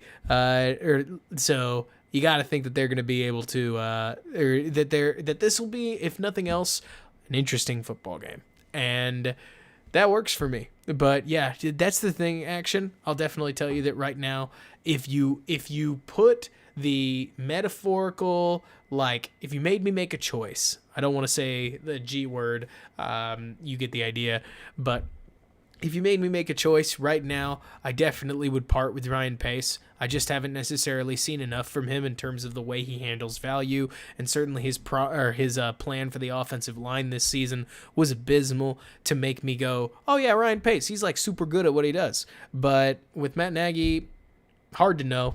And if you're gonna make me choose, not Will. He's not doing good enough, but a lot of it's not just schematic stuff. It's not just play calling. I actually don't think he's a terrible play caller. I think that if anything, the player's execution and the generally poor level that it has been at over the last bunch of weeks is more the indictment on Nagy's ability to teach and his style of trying to find solutions, which tends to be more installations. So heck, that's what I'd probably pin on Nagy, and I think ultimately is a problem. And like you're saying, Reinhardt, yeah, the big trouble for Pace is that I've seen him overpay on tons of stuff, not just trades, not just contracts, but also he tends to build more through free agency than the draft.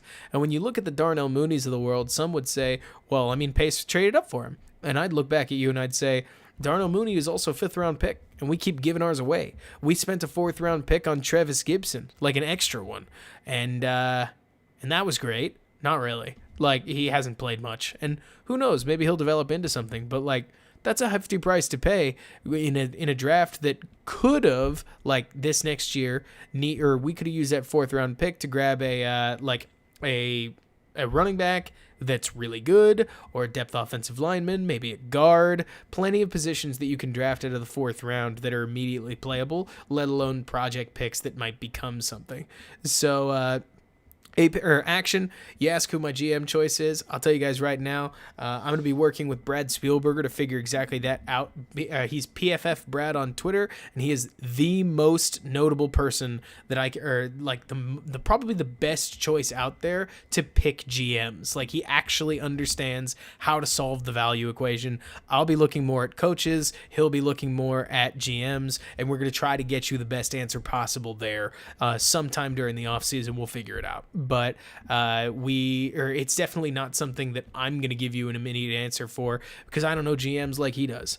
Maybe coaches. Again, I'll take a look and watch people scheme, see what I like, see what I don't, but who knows? But yeah, at this point, guys, we are over 3 hours into the stream, easily the longest stream we've done yet. Hope you guys had fun. I know I certainly did.